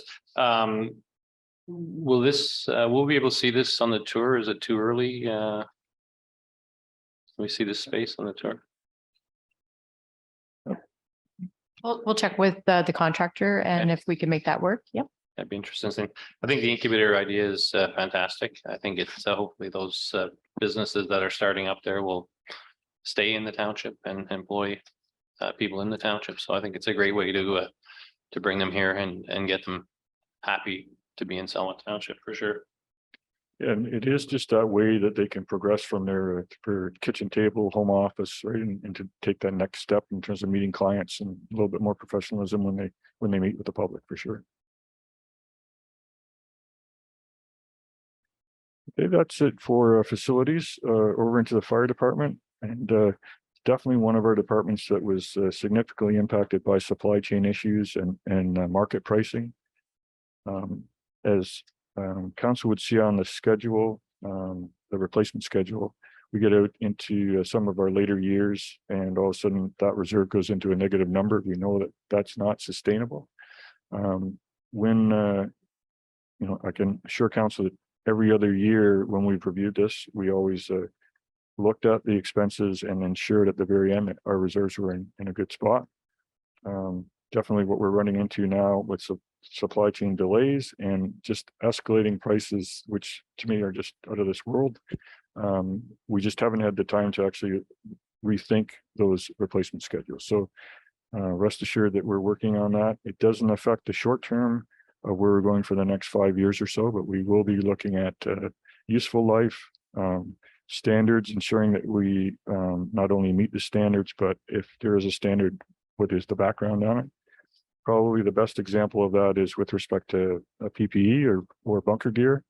We have an NFPA standard that says that there's a 10-year useful life of that. And so despite the fact that after every incident where bunker gear is involved, it's involved in a working fire, we need to send it out, we need to have it properly laundered, we need to have it reviewed. Despite all of that, at the end of a 10-year life, we need to basically replace it. So we have a replacement schedule in place for that, which was 12 sets per year. As Gord outlined earlier, when we have new recruits coming in, we need to ensure that the bunker gear adequately protects them, which means it needs to be sized appropriately.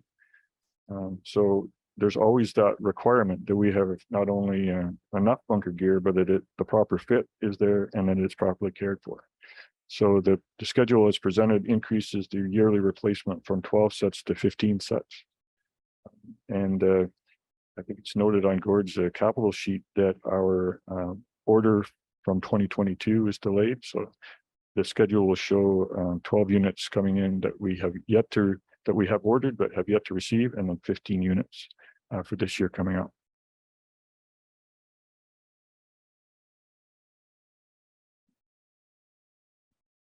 Question from Deputy Mayor Black.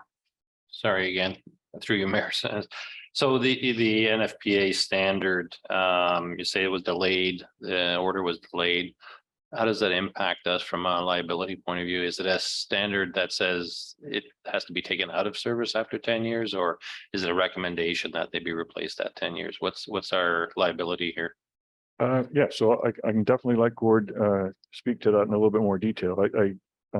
What I neglected to say is that we do have what I guess we refer to as stores. So we do have a number that can be used. So when these ones go out for service, we have other ones in stores that we can pull in for service. So we wouldn't actually be using any gear that's past its 10-year useful life. But this allows us to kind of get back on an even stream. But Gord, I don't know if you wanted to add anything to that. Or... Yeah, through.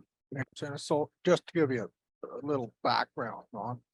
So it's around 2010, NFPA come out with bunker gear standard. And at that time, it was put in place 10 years. And there was a provision there that, as long as it tested and council could, advise whether it lasted long. But that was taken out. So it's strictly 10 years now that all PPE needs to be replaced. That's helmets, boots, your name. So at this point, we, let's say 90 personnel dressed. We have about 130 in store. Total, everything. So that, if we get a big fire, you might have 5 to 10 sets that need to go for cleaning. Because we know now that bunker gear isn't clean, we have a dead firefighter. So those carcinogens build up. So great now with the products, in our environment. So part of the problem is 2012, we had bunker gear and we were replacing it. Now we're kind of behind the ball. So then in 2012 and 2014, we end up having to purchase a lot more. So now we're falling behind. A lot of the bunker gear is coming. There's quite a few sets coming in this coming year that are gone. So now as firefighters come and go and replace, and we've got a big influx this year.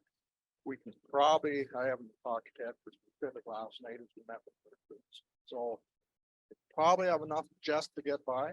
And then, like Maine said, 12 sets were, as materials didn't come in. So we were supposed to get the bunker gear last October. Now it's maybe next March of last year's.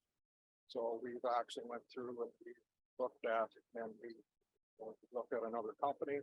She saved like $500-600 this year for maybe a better product, which is bonus. And but again, we won't see that for 7 or 8 months. So as this bunker gear goes out, now our extra stores are less, so we may not be able to outfit that person to a decent fit, you know, if we get caught in, you know. So again, with going to the 15 sets, it's still going to take a long time, and it's still going to be highly. We'll look at it again. Everybody here, hopefully we won't have to ask more. I hate asking for more. That will find boy, it's like that. Yeah, it's serious. It's serious now, because they know cancers, and even now, to tell you the truth, they're seeing PFSs that are SFs that are in foam and that are in the product as they build this bunker gear.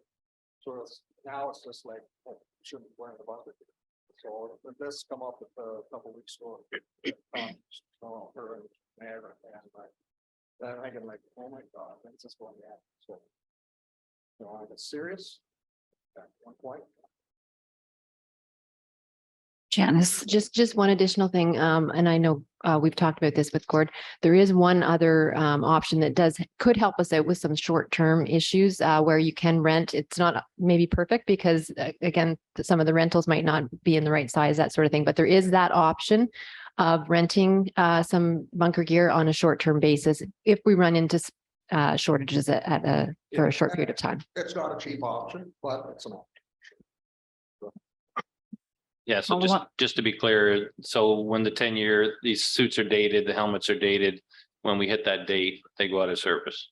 There's no option to extend them. Okay, yeah, thanks. and I have a question that isn't in the capital budget, but I don't know where else to ask it. And it's to do with defibrillators. I don't know if purchasing them would be a capital item or not. Maybe you can give me that answer now. And if it isn't, I'll just leave it. Yes, it's definitely a capital in the capital budget now, so I believe it's we're due for replacement period and 2026.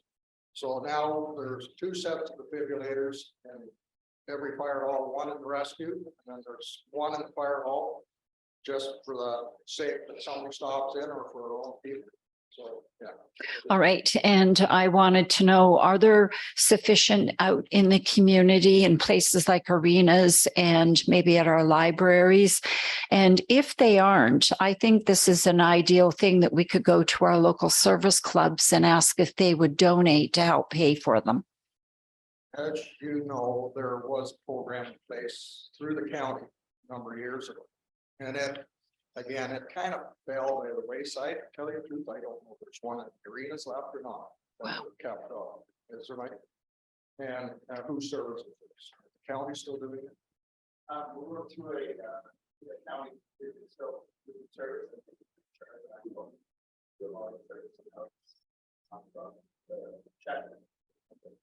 Perfect. Yeah. So, yeah, those things are invaluable.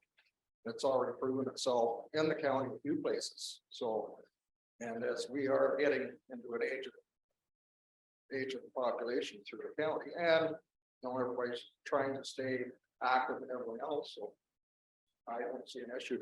But again, that's something we'd have to check into, do some research on.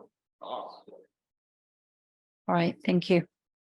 I don't know if it's something we can pursue or if it's something that should go through the county, but they save lives. And it's important to have them in some of the public places where the public congregates. So maybe that's something that can be looked into in the future. Yeah, I think as Gord mentioned, that program started through the county, so we can definitely reach out to the county just to get an update on, you know, future for that program if they have any plans for it. Okay, appreciate it. Thank you. John. Thank you. Through you, Mayor Sens. Lane, thank you for saying that we are going to be looking at those frightening red numbers, which will be honest before we know it. It's just 7 or 8 years down the road. We are looking at reserves of minus $280,000. There's a couple of things that I think we can predict. One, the regulations regarding training and all of the other regulations regarding firefighting are not going to become less stringent. We are not going to have fewer people in Selwyn by 2030. So given that the strains on the fire department are going to be growing, we just don't know how, but they're going to be growing. What kind of options are available for us to look at over the next few years to get ready for that? Sure. So I know that through you, Mayor Senator, I know that Gordon, his chiefs talk about this on a regular basis. I know internally what we would look at, and we have been looking at, useful life for sure is one of the first things we look at. We've got a great fleet, and we actually service them in-house. So we have 2 mechanics next door that take care of have significant savings there in terms of safety checks and things like that.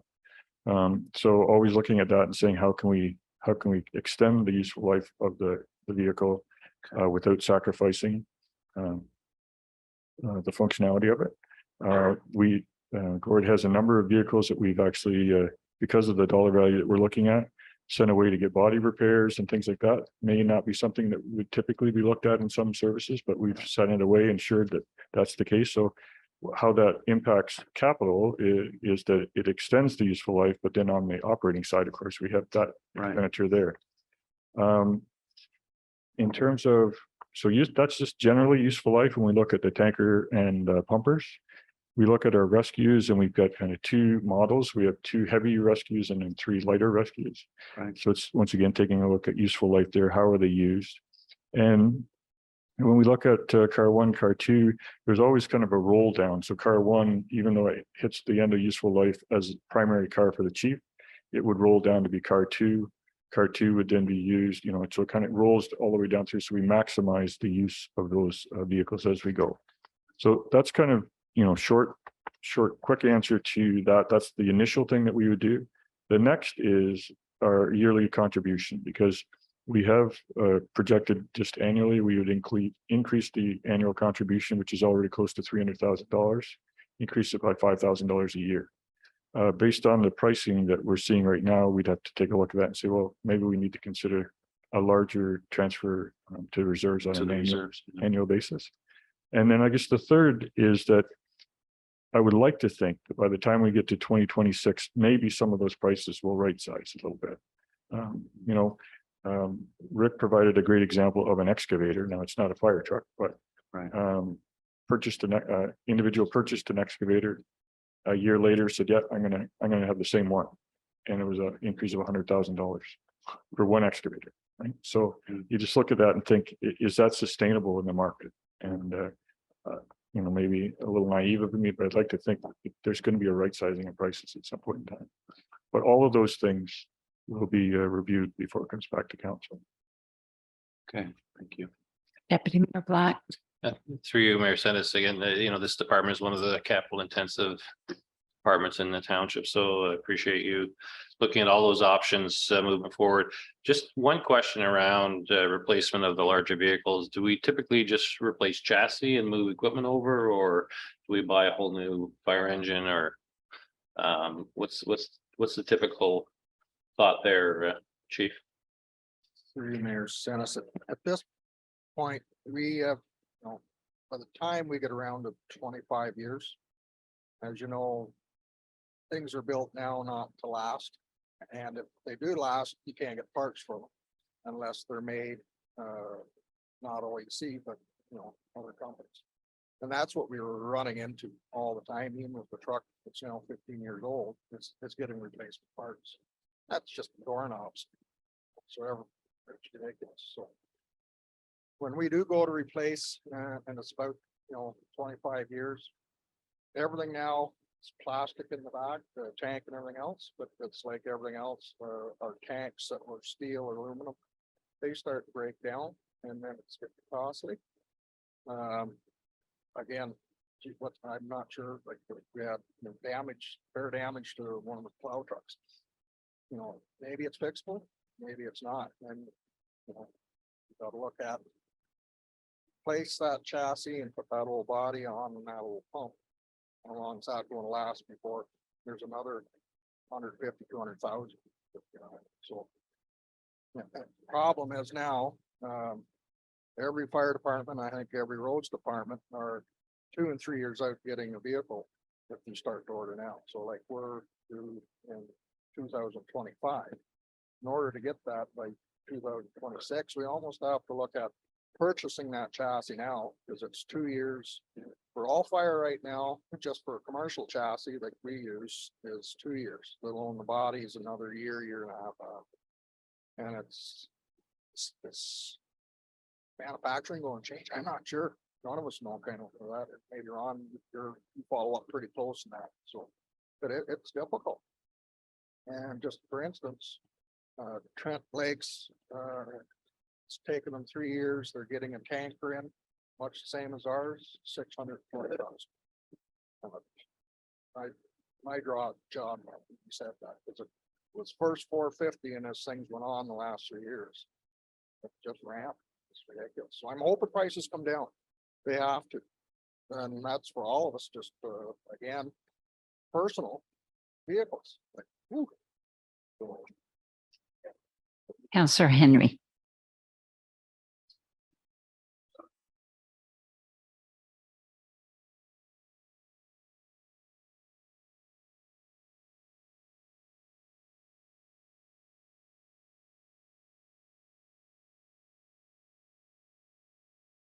and no, not at all.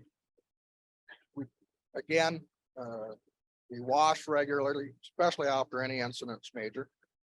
Has to be tested every year, that bunker unit, maybe twice if the need be. But we try to fit everybody to the proper fit, and that's law. You have to put proper. So like, we'll fit what we can to those new recruits, and as we have 12 new sets this year. Well, those ones that need fitted need to be fitted. So, and then they'll get it, but there are some of the firefighters that do a lot of work on major calls that, if theirs is coming due, they will be fitted because, they're the ones that have to protect. So, yeah, it's not really a morale thing. So, morale thing comes when they move from a yellow hat to a blue and a red.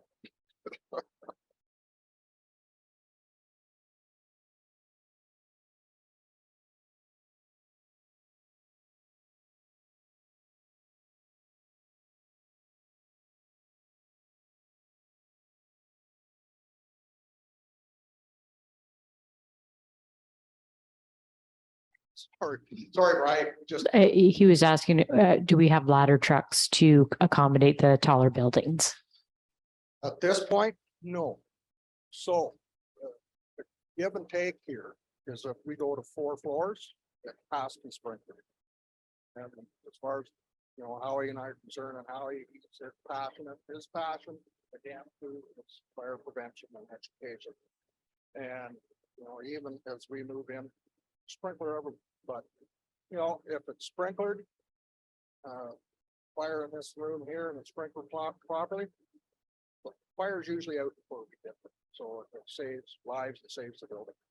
So that's huge. At this point, I don't want to even think about it. An aerial's going to be $1 million. So there's municipalities are a lot smaller than we are here, and they have, and they're trying to replace that with quarter, half population. That's crazy. So again, older buildings, Lakefield and Township, we can look after that. We do have a 35-foot banger ladder if we have to use it. But anything else with new buildings, 4 floor, I think we've had a good discussion with building now that, yeah, let's move ahead. And sprinklers.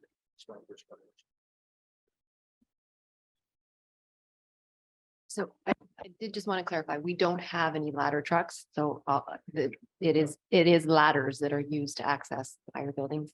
And with, if you go to 4 stories, it's a provincial requirement in the building code that they would be sprinklered, so we don't have to make that our own requirement. It's required in the code. All right, Blaine.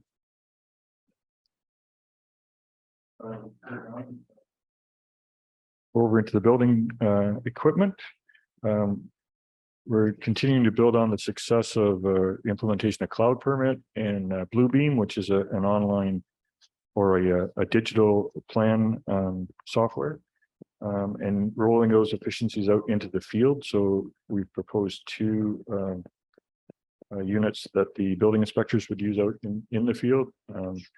Provided examples just on the slide deck of something that would work, detachable keyboard, something that would be rugged in a rugged case, likely have some type of straps and handheld device as they go through. So that would be funded initially through the building contingency reserve, and then it would roll into our technology replacement schedule.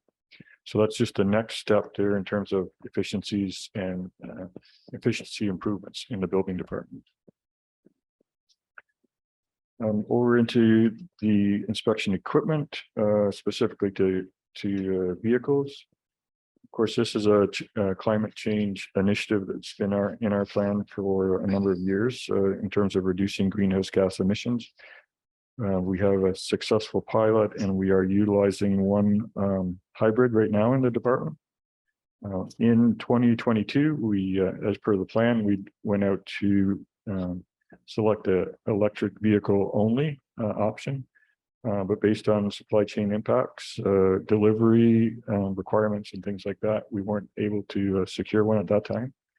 So it's proposed that we would expand the specifications and the delivery timelines, look at an EV, but also expand the specs to include a hybrid as well.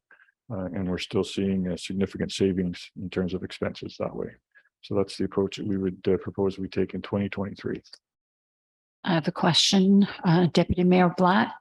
Through you, Mayor Sanders, again, just from the, moving towards full EV, considering the use of these vehicles, I guess I've had some concerns about not going hybrid at this point, primarily because of things like emergency situations where this building's running on a generator, having options of the vehicle not requiring electricity there'll be our emergency vehicles, there'll be vehicles that we're using to run around the township and see what's going on and checking on those things. So yeah, I think the hybrid idea is for me anyways, a more it's pretty good from an emergency response point of view. I know our hydro was out for 7 days last in the spring. And if I had a fully electric vehicle, I wouldn't be able to go anywhere. So that's my concern more from the emergency side of it, that we have vehicles that we can be used in those circumstances. To you, Mayor Sanders, yeah, at this point, I think some of the department managers would share those concerns for sure. At this point, the vehicle that we're talking about from a full EV to a hybrid would only be used in the building inspection department. We do have a generator at this facility, so that we'd be able to power up our supply. But just in discussions with Robert, I think that maybe expanding the scope of the tender and also the delivery timelines, then I think we'll be able to move this project ahead this year. Councillor Koulis. Sure, you. I want to clarify too, like, this is for the building department. What vehicles are you currently using? My assumption are like trucks. So if you're going to an SUV, how's that going to impact who's using them and when you use them? I've got more questions, but.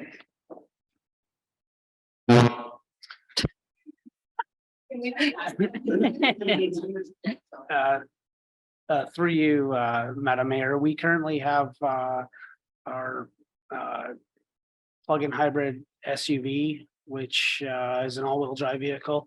And in addition to that, we have a half-ton pickup truck. We do require at least the all-wheel drive option because some of the private lanes we do attend for inspection purposes can be a little sketchy to drive on in the winter time in particular. Right now, the plug-in hybrid is used exclusively for building inspection day-to-day usage, and the half-ton pickup truck is shared between the building inspection and by law enforcement. The plan is to transition that half-ton pickup truck strictly for by law enforcement utilization. That's the current setup we have in the department.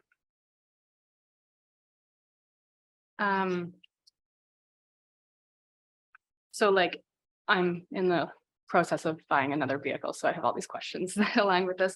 $48,000 is not a lot for a hybrid, let alone an electric vehicle. I see the Mitsubishi is like the low end, and these are probably just images for this presentation where the Tesla is the high end. If you're looking for day-to-day for the bylaw, why wouldn't you go with like a car or something?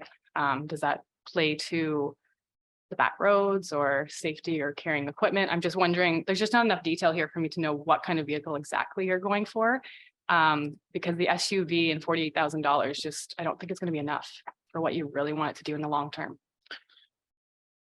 So doing research and looking at the availability of different vehicles, there's approximately 4 to 5 vehicles that could fit into that sort of price point. As for the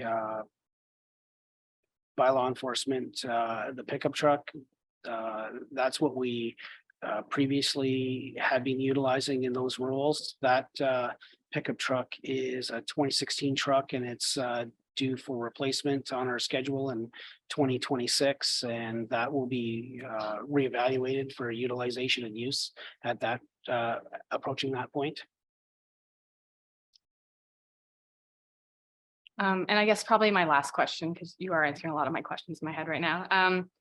With the existing vehicles, what are the challenges you've had, not just around using the vehicle, but I mean, like the battery itself, there's always complaints about startup in the winter from early models. Has that worked out for you? I'm just thinking, what are the challenges and opportunities that you see buying a second vehicle will actually help with, or are you still stuck with certain issues?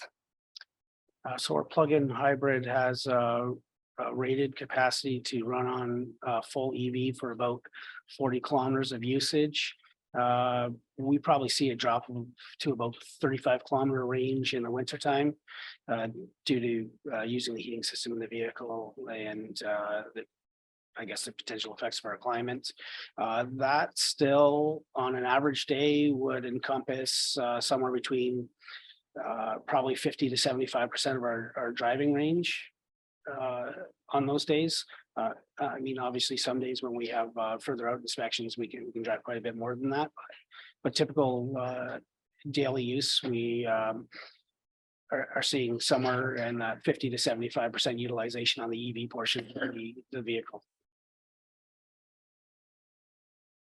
Okay, one more, I promise. I'm just curious, like the way it's sitting right now, it's cheaper to fuel an electric vehicle via, to use an electric vehicle by paying through electricity than compared to gas. But in the long term, because it's still really a novel market with battery replacement, even if they're good, when they do have to be replaced, is it balancing out the cost, or does it still cost more to have the EV or hybrid? Yeah. So currently in our replacement schedule, we're looking at a 10-year lifespan for the vehicles. In conversation with our supervisor in our roads department, Derek, who does a lot of the maintenance on our vehicles, preliminary conversations with him from his experience in other environments, EV replacement schedules are probably run closer to 8 years. So that'll be something we explore a bit more as time progresses and we start to realize what some of those costs are. And that would affect obviously the direction and life cycle that we assign to those vehicles as we move forward with them, and as technology improves and take up is higher in the overall.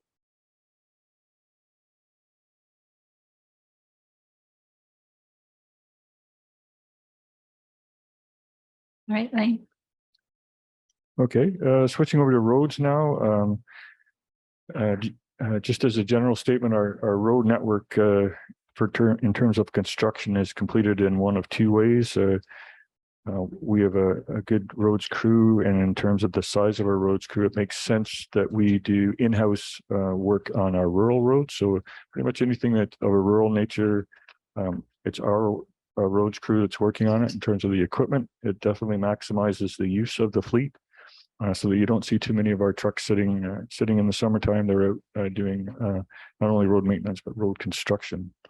The second is more in the urban environment, where we do road construction primarily using contractors, and because of underground infrastructure, water, sewer, storm sewer, those types of things. So it's proposed that we would continue to use our own forces and subcontractors as required, to renew our hard top road surfaces.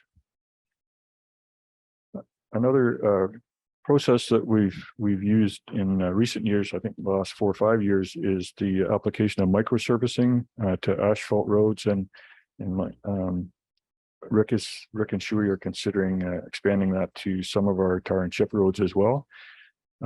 So I can give you the quick overview from a financial perspective of road maintenance. You need to ensure you have proper drainage in the road base. If you have proper drainage in your road base, then that extends the useful life. And you want to ensure that your surface of the road is capped to prevent water infiltration. So if you can do those two things and have a robust maintenance schedule, then that's where things like microsurfacing come into play to extend the useful life of the roads. If there's anything more than that, you'll need to talk to Rick about that. With respect to microsurfacing in particular, there were delays in 2022. Rick had partnered with the County of Peterborough on a tender there, and microsurfacing did get completed in various spots throughout the county, but we did not get our roads microsurfaced in 2022. So what's proposed this year is that we would carry that amount forward and actually just double it to try to get back on track again. So we'll be looking at 2 years worth of work in 2023. Thank you. I have a question from Deputy Mayor Black. Through you, Mayor Sanders, just quickly, you mentioned microsurfacing over tar and chip. Does that just go right over top of the tar and chip because there's no grading of the tar and chip first or whatever? Yeah, no, it just you fix your impurities, but you just go right over top of it. They did the river road there. Oh, okay. Okay, thank you.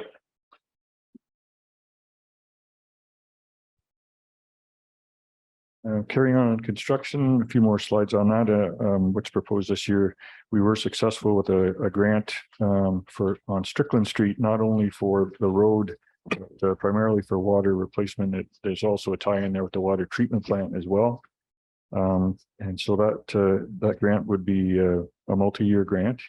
What's proposed in the budget this year would be road design for Strickland Street, and then any of the costs of water, sewer, storm, things like that would be paid for through those individual budgets as well for any of that underground work. That would be a project that would start down at Queen Street and run all the way to the eastern limits of the village up by the standpipe. I do believe that when we do the water and sewer tour, that would be included for council to take a look at. Over into the Ennismore Hamlet, the design is pretty much completed for community improvement plan improvements at the cross and in Ennismore.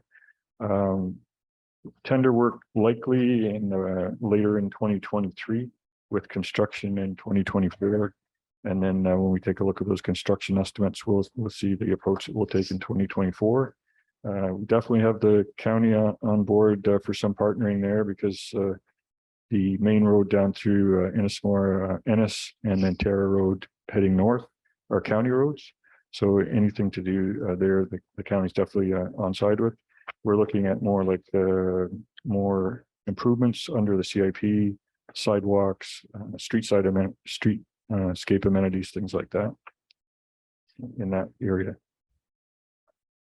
And since I was talking about Ennismore, I should just mention too, the causeway.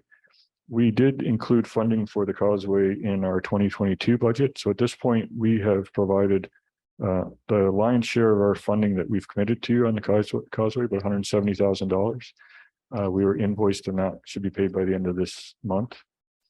There will likely be some residual cost that we would need to take a look at there, but we had a sidewalk originally proposed, which has been replaced with a multi-purpose pathway, and lighting, which has now been agreed upon that it is pedestrian lighting and not part of the road surface. So we're responsible for that. So that has been taken care of in the 2022 budget. That's why there's nothing in 2023 at this juncture. Over to Water Street, phase 2 and phase 2 as amended, because as I mentioned, we did bring some of phase 2 forward into 2022. But this is a continuation of a multi-year project.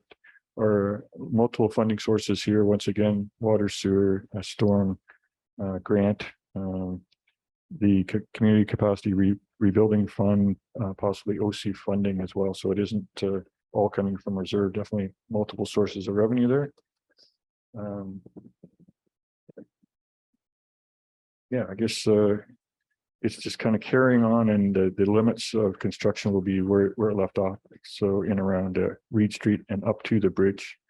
And our goal is to get that work all completed and then to allow the road to sit. And then in 2024, we would do a complete top coat of asphalt from one end to the other.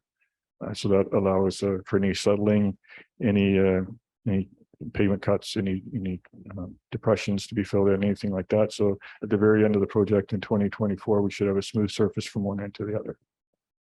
And I just wanted to make a comment that it is looking marvelous. It is a gateway into our township, and it is like 1,000% improvement. I think I could speak to anybody involved in the project. As I mentioned before, the contractor there is doing a great job, and really, I think interacting well with the community and keeping the residents in the area up to speed on things as well. So it's been a good project thus far. Still with roads, but moving over to roads equipment. And once again, we were chatting before in terms of supply chain and price escalations. And so this is another one of those replacement schedules where there'll be those scary red boxes at the end. We not only are we going to do all the things that I'd mentioned before in terms of useful life and injection of funding and things like that. We will be taking a look at whether we would actually trade some of these vehicles in or retain them. With respect to the sweeper in particular, which is coming up. Sweeping is always one of those things that seems to take way longer than everybody expects that it's going to take, but I know the guys are busy from sun up to sundown, basically when it's sweeper season. Sweepers themselves are on the ones we utilize are on a truck chassis. And so once again, we're anticipating supply chain issues with that as well. And I think that is going to be kind of the new post-pandemic for a couple of years, but hopefully we can kind of move on from there. But before I get into the sweeper, we did tender in 2022 for a chassis to replace, I think it was 11.7. So one of our tandems. We had a tender price. We were advised at the time that we could confirm a build date and a price adjustment in December. At this point, we're being told that it's going to be in Q1 of 2023 before they could come back with a firm build date and then and a price adjustment. And at that point, we'd need to confirm. And then once we confirm the type of chassis, then we can move forward and actually tender the sander body and the attachments and for replacement either later in 2023 or early 2024. The sweeper, as I mentioned, we did the specs together, put that out, and then advise to council when the tender comes back in terms of delivery dates and what we would expect there. Our initial thought is that we would retain the second sweeper. We get Derek and the crew over there to do a thorough review of the maintenance expenses.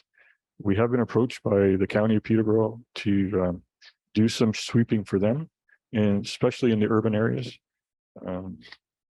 And from their perspective, you know, our crew would be in an urban area, we'd go through, we'd take care of it, and we'd move on to another section. And meanwhile, the county roads, which run right through that urban section, are sitting there not swept, right? So from their perspective, I can see why they would want to co-op with us.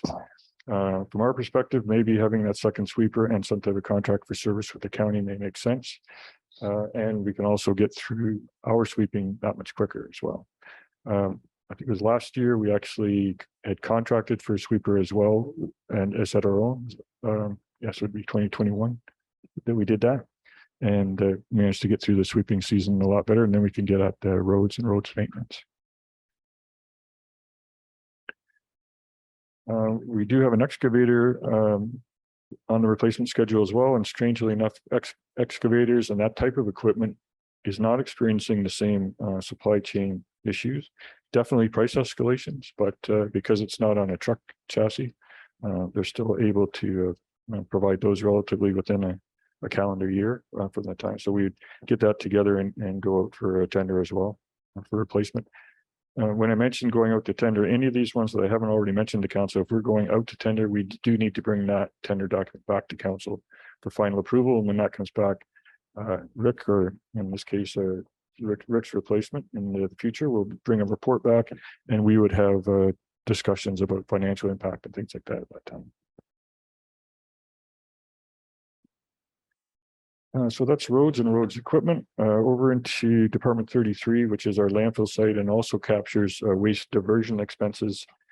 And what's included in the budget document for council, it's not capital per se, it is a pilot project, but it is of a significant funding value that we've included in today's discussion. We've been actively involved with the county for decades really now in terms of composters, compost sales, encouraging it through social media and various different avenues. We've expanded that in the last few years to digesters, which had good success as well. And the next stage in kind of rolling out waste diversion is the food cycler pilot program. This is in place already up in Trent Lakes as a pilot, had great success up there. I will be honest with council, I was a bit of a hard sell to start because to me, it just seemed like another appliance that we were kind of getting at here. But really what it does is it kind of fills the niche of folks that aren't maybe involved in the existing composter or digester program. Lily and Angie's departments did a great job in terms of providing a lot of background information, has reached out to residents. And at this point, I think we have in excess of 100 residents that would sign up and said, if your pilot goes ahead, we'll sign on. It's a cost sharing where the supplier received an overall grant to reduce and subsidize the cost. The individual, the resident ratepayer citizens in our township would actually fund a portion of it, and then we would subsidize the remainder. And so at this point, it's included as another waste diversion and a reduction in greenhouse gases. And it's maybe just appealing to residents that haven't kind of just jumped on that composting and digester bandwagon at this point, and still be able to help us reduce our greenhouse gases. Do we have questions? Councillor Koulis. I love this idea. I have a digester and with the family, it gets filled up real quick. So this is great solutions for over the winter. And I think it's a great short-term solution as we wait for the province and the county to see what happens with organics. But I do have questions around the breakdown of the numbers here. So how many units are we assumed to be getting? And I'm curious what the cost is per unit and how that's broken down between township and residents using the program. Sure. So I'll defer that to Angie and her department. Thank you. Sorry, I'm just trying to look at my numbers here too. I had to highlight some things. I think we're looking at 250 units. And the resident would be responsible for $150 to purchase the unit. We're also leveraging an investment or an Impact Canada grant to lower the overall cost of the units. And because we're buying a number of them, we're also able to get a better unit price. So, but the units are about $300. So we'll subsidize $150. The resident will be $150, but the overall cost is reduced by the grant and economies of scale because of our purchase. Through you. So I just want to clarify, have we received the grant or is this not clear yet? And if we haven't received it, and if we don't receive it, how does that change those? Yeah, the food cycler program, it's eligible for it. So they're committed to providing that subsidy. If they don't get it, I'm assuming they'll eat that cost, but they've committed to that value. The value of that's $12,500. And then my last question through you, sorry. Is there any incentives for this program that we are not considering in this? Like, are you like the first thing that popped into my mind is like, that's still a lot of money for a lot of households in this time and day, especially paying so much for food. So is there an incentive to get more people to buy into the program? Like, are we going to give one away or, and how are we offsetting that somehow? No, we hadn't planned on a giveaway or a further subsidy.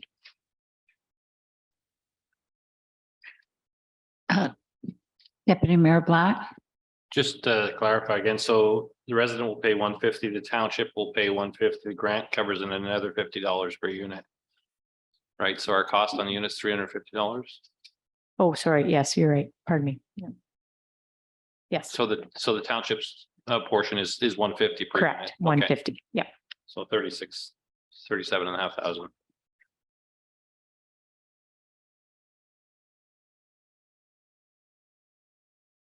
No other questions? Okay, over into Parks and Rec now, and I just have a couple of slides to highlight some of the work going on there. One of the items is just adjacent to the marina and Isabel Morris Park. The kayak and canoe launch area there, it's proposed that there would be some improvements made not only to improve the launch capabilities, but also accessibility generally to that area.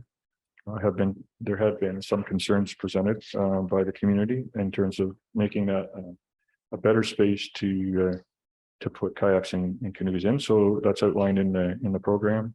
Always looking at other funding sources that would maybe help us out there, but Angie and Mike have been working on that. So that's what's proposed for that area. One of the larger programs in this area is the continuation, once again, the multi-sport court replacement that started in 2022. I did want to just draw attention to the Ontario Trillium Foundation, which funded this project, and I want to make sure that we give them kudos. Trillium Foundation has helped us a lot over the years, and this program in particular is one of the most recent ones. A lot of our Trillium grants have supported capacity building, small capital, definitely helped us out in the library as well, and those types of things. But this grant is significant and has allowed us to move forward on both of those courts. Significant. So the final stage in 2023 is the top coat of all the courts, lines, painting, placement of nets, and things like that. And then just a slide for a bit of a catch-all, a number of projects, tree program in the downtown core of Lakefield, where we've replaced the interlock brick. There's a number of areas there that need some tree replacement. We have had success with some of the trees that are still enduring, but there's the replacement of some of the other ones, hopefully with a hardier one. The honey locust is one that's used in Bridgenorth and up along Gore Street as well. It's being recommended because of the nature of the tree and where it's put in. So we're hoping that will be successful and carry on and improve the downtown core. I have a question from Councillor Koulis. Through you, sorry. Anytime I've dealt with honey locusts, they're not great to work with. It's mainly because of the thorns and because you're going to be with a sidewalk with animals and young children walking, especially during the summer. And I'm thinking about the cleanup with the sewer systems or wastewater systems in Lakefield. Is the honey locust truly the best species to use? I'm just thinking it might actually cause long-term liability issues or backup issues that you have to attend to. Is there other species that have been considered? Lily did take a good look at the species, and honey locust was the one recommended, certainly by the nursery. She also consulted with City of Peterborough because they have them located in their downtown as well. So she did do quite a bit of due diligence. I'll certainly, have her give you a little bit more of the feedback if you want on some of the decision making around that.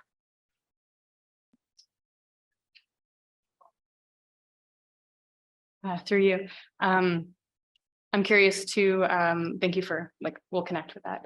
I'm hearing whispers over there like salt and hardiness and stuff. And one of the other things too is that I know that when you look at the vegetative zoning, it actually falls outside of our zoning. But with the change of climate, more of these honey locusts are actually able to thrive here over the last 30 to 50 years. So I think long-term it could be good, but in my short term, I've just had so many bad experiences with them. I just wanted to know if other case studies as well have highlighted pros and cons. If it's just the nursery we're dealing with, that's great. I'll chat with them too, but to be informed, but thank you. Okay, carrying on with. Oh, sorry. I've got another question, Councillor Boyko. Sorry, Lane, I know you're on a roll. Through you, Mayor, about the Parks and Recreation, the tree replanting program, I think is tremendous. How will that be communicated to people that they can get a tree? And then how do they apply to get a tree? And is it one tree per person? Like, so tell us a little bit more about the program. Sure. It's we have been involved in replanting programs before, so we have some experience in what works and what doesn't. I'll maybe just defer to probably Angie. I think through social media is one of the ways that we would reach out to folks for sure. Yeah, we did a similar program a few years ago. Yeah. And we used social media and the website. We got the word out. We had no problem getting uptake, and essentially people signed up for it. And then we had an actual pickup day, and we had everybody come on that day, pick up their trees. And then we did it in the 3 wards the last time. Yeah. We'll do the same thing again. So we'll have a pickup in Lakefield, Ennismore, and maybe here at our office or over at the works yard. When people picked up the tree, we also gave them, some information about how to plant it, some care, and we asked them to take a picture of it too. And then we were able to kind of reshare through social media and the good news story. Okay, that's great. Thank you. Through you, Mayor Senes, the second question is with respect to the campground prep. And I look at the Parks and Recreation capital budget 2023, and we were planning on spending $38,000 to get a study done, basically to replace all of the water and sewer electrical that needs to be replaced in the campground. And my question is, again, is all of this not only prep work, but the final, when the work is eventually done, all done through the paid for by the people who are staying at the campground? And will there be no cost to the people in Selma? That's through you, Madam Mayor. Yeah, I can assure council that anything to do specifically with the campground as an enterprise, so as a business enterprise, definitely be paid for by users of the campground or funded internally and paid back through amounts that would come back through the campground. Excellent. Thank you. Councillor Koulis. Through you. I'll give a bit of background before I say this. I was a tree planter for a conservation authority in London area. So when I look at these, when you say $20 isn't a lot of money for a tree. So I'm curious what species it is, or species that they can select, or if it's just given, and the size, because that will impact, what residents are going to use it for. And I think, and then the third part of that is the question of how is this directly related to rejuvenation or climate change goals? Can you specify that too?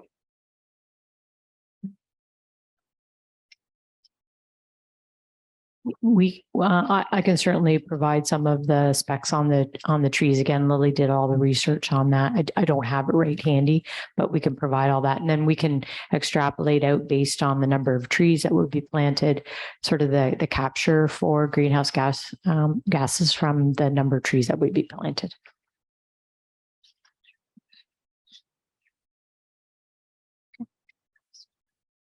Okay. Carry on over into library service.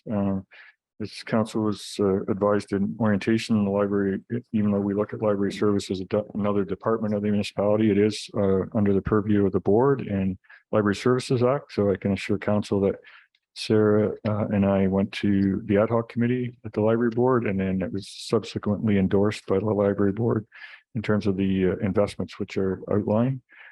Any of the investments in technology or programming, community outreach are all funded through library reserves or fundraising, which is specific to the library. And just to, Sorry, again, sorry, I have a lot of questions. I apologize. Through you, Mayor. The makerspace, I want to ask you about that. We talked about it before, and again, I support the makerspace as Deputy Mayor does. You mentioned that it will be evaluated. What are the criteria that will be used to measure whether it is a success or not? How do you measure success of something like the makerspace in order to see whether it should be adopted into other libraries and so on?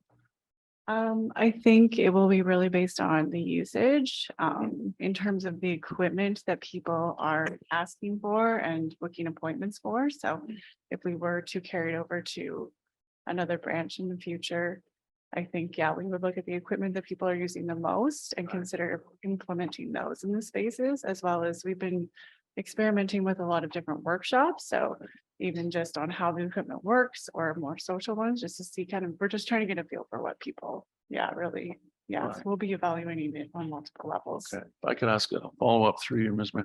I'm not asking for an exact number, and I realize that the makerspace is still relatively brand new, but what has been the reaction so far? What has been the use just on an anecdotal basis? I don't have my stats in front of me, but I think that the first month we had about 45 or 50 new registers. A little bit lower this month. I just did that and I think it was about 30, but we are seeing like an influx of people. We're doing it mostly on an appointment basis, just because of our staff complement. That's all that we have the capacity to do at the moment. So yeah, it's really kind of restricted to those hours that we've kind of implemented in, but the by appointment basis. So. But on first wash, I guess we can assume that we're looking at a success then. Yeah, Good. definitely. We're really seeing like certain pieces of equipment, like the laser cutter Yeah. is the most popular by far, followed by the Cricut. By the month. It's a vinyl cutter. Oh, The wow, Cricut, okay, got it. Excellent, yeah, yes. Okay, thank you. Councillor Coolith. I have a question too. It relates to through you. It relates to the makerspace and the usage. And I'm sorry, you don't have your stats in front of you. So if we can't answer this, that's fine. But what is the usage of children to adults to seniors? Like, do you have an age breakdown? Because I think that's important too. And I'll just note here as a parent, like it's a long drive for me to Lakefield and I even inquired about bringing our Girl Guide group out there. And right now we don't have the capacity to attend we have a lot of girls, but even if we broke it down, you still couldn't accommodate us. So long-term for each age group, is there kind of a strategy of how to bring more inclusivity or more into the program? Yeah, that's something that staff is definitely working on at the moment. So currently we do have our children's programmers. So most of our children's programming is done through her. So we are sitting down, like we have had a couple of meetings just to see how that fits with the makerspace, just because we know that there is a need and we would love to see more kids in the space. Currently right now we're offering some family programs. So we're trying to kind of curb that with like bring your kid to a program and learn alongside one another. But yeah, we have been having some discussions with staff just to how we can incorporate more children's programs in the makerspace for sure.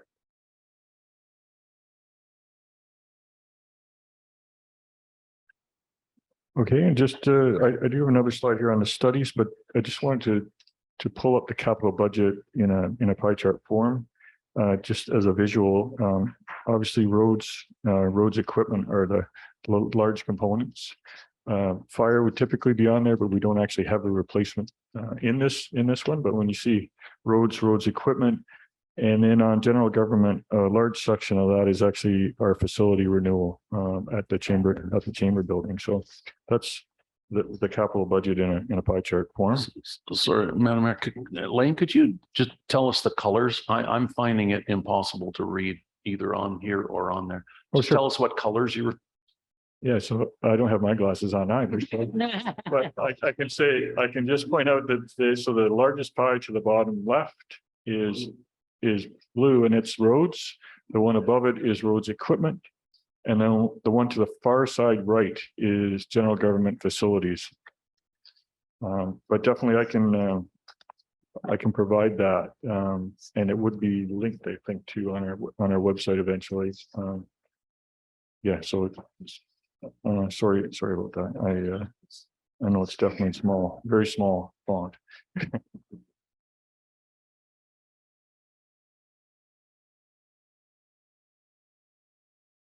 And I should just state too that it's $5 million in investment, capital investment.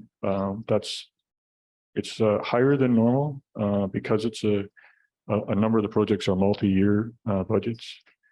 So things like the chamber space, Water Street, and the significant amount of equipment in public works. So if we look at that, typically our capital budget overall would be in around $3 million. So significant increase in our investments this year, but at the same time, we do have a number of those which have grant funding as well. And so one final slide before we get to the recommendation of the report with respect to studies. So a number of what I would call forward-looking studies or reports are included. The first, the incident response assessment, is related to cyber. Ideally, this will provide a report and a bit of a retainer for cyber insurance to mitigate future insurance premiums. That's our goal. It provides a kind of a forward-looking document for our IT staff.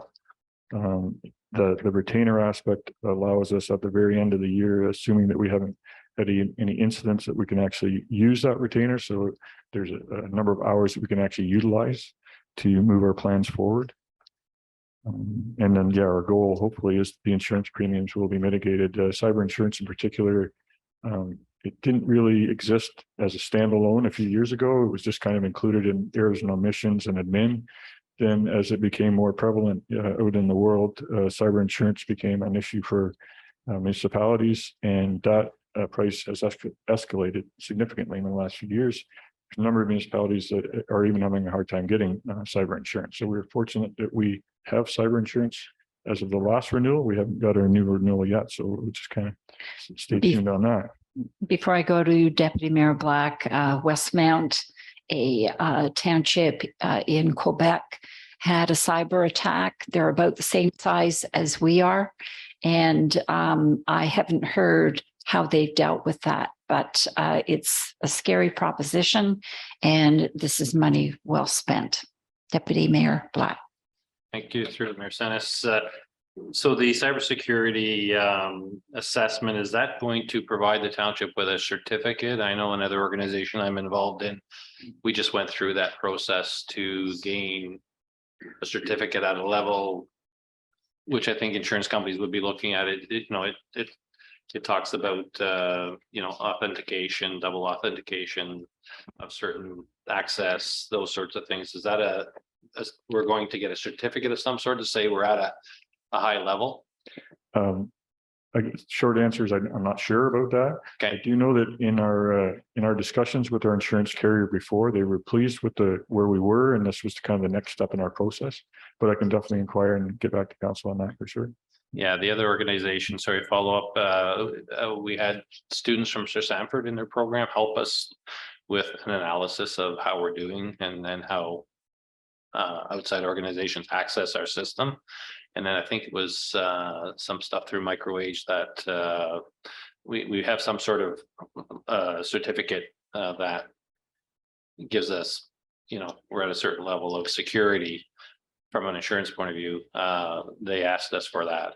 Yeah, so it kind of sets the bar so that then the insurance Yeah. company is aware of it. Right. I was aware of it. So there is, I think, some kind of a certificate system out there that says you're at this right level, and then insurance companies are more apt to insure you. Right. Okay. No, I can report back to council on that. I'm just not sure about that today, Ron. Councillor Boyko.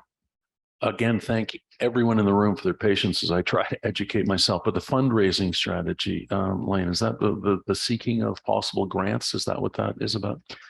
So that's a continuation of the program that's in place right now. It also is funded through Trillium, and Angie's department's involved in that with a local consultant, and providing strategies not only for the township departments, but also for the community. But Angie might want to just kind of expand on where we are at this juncture in that strategy creation.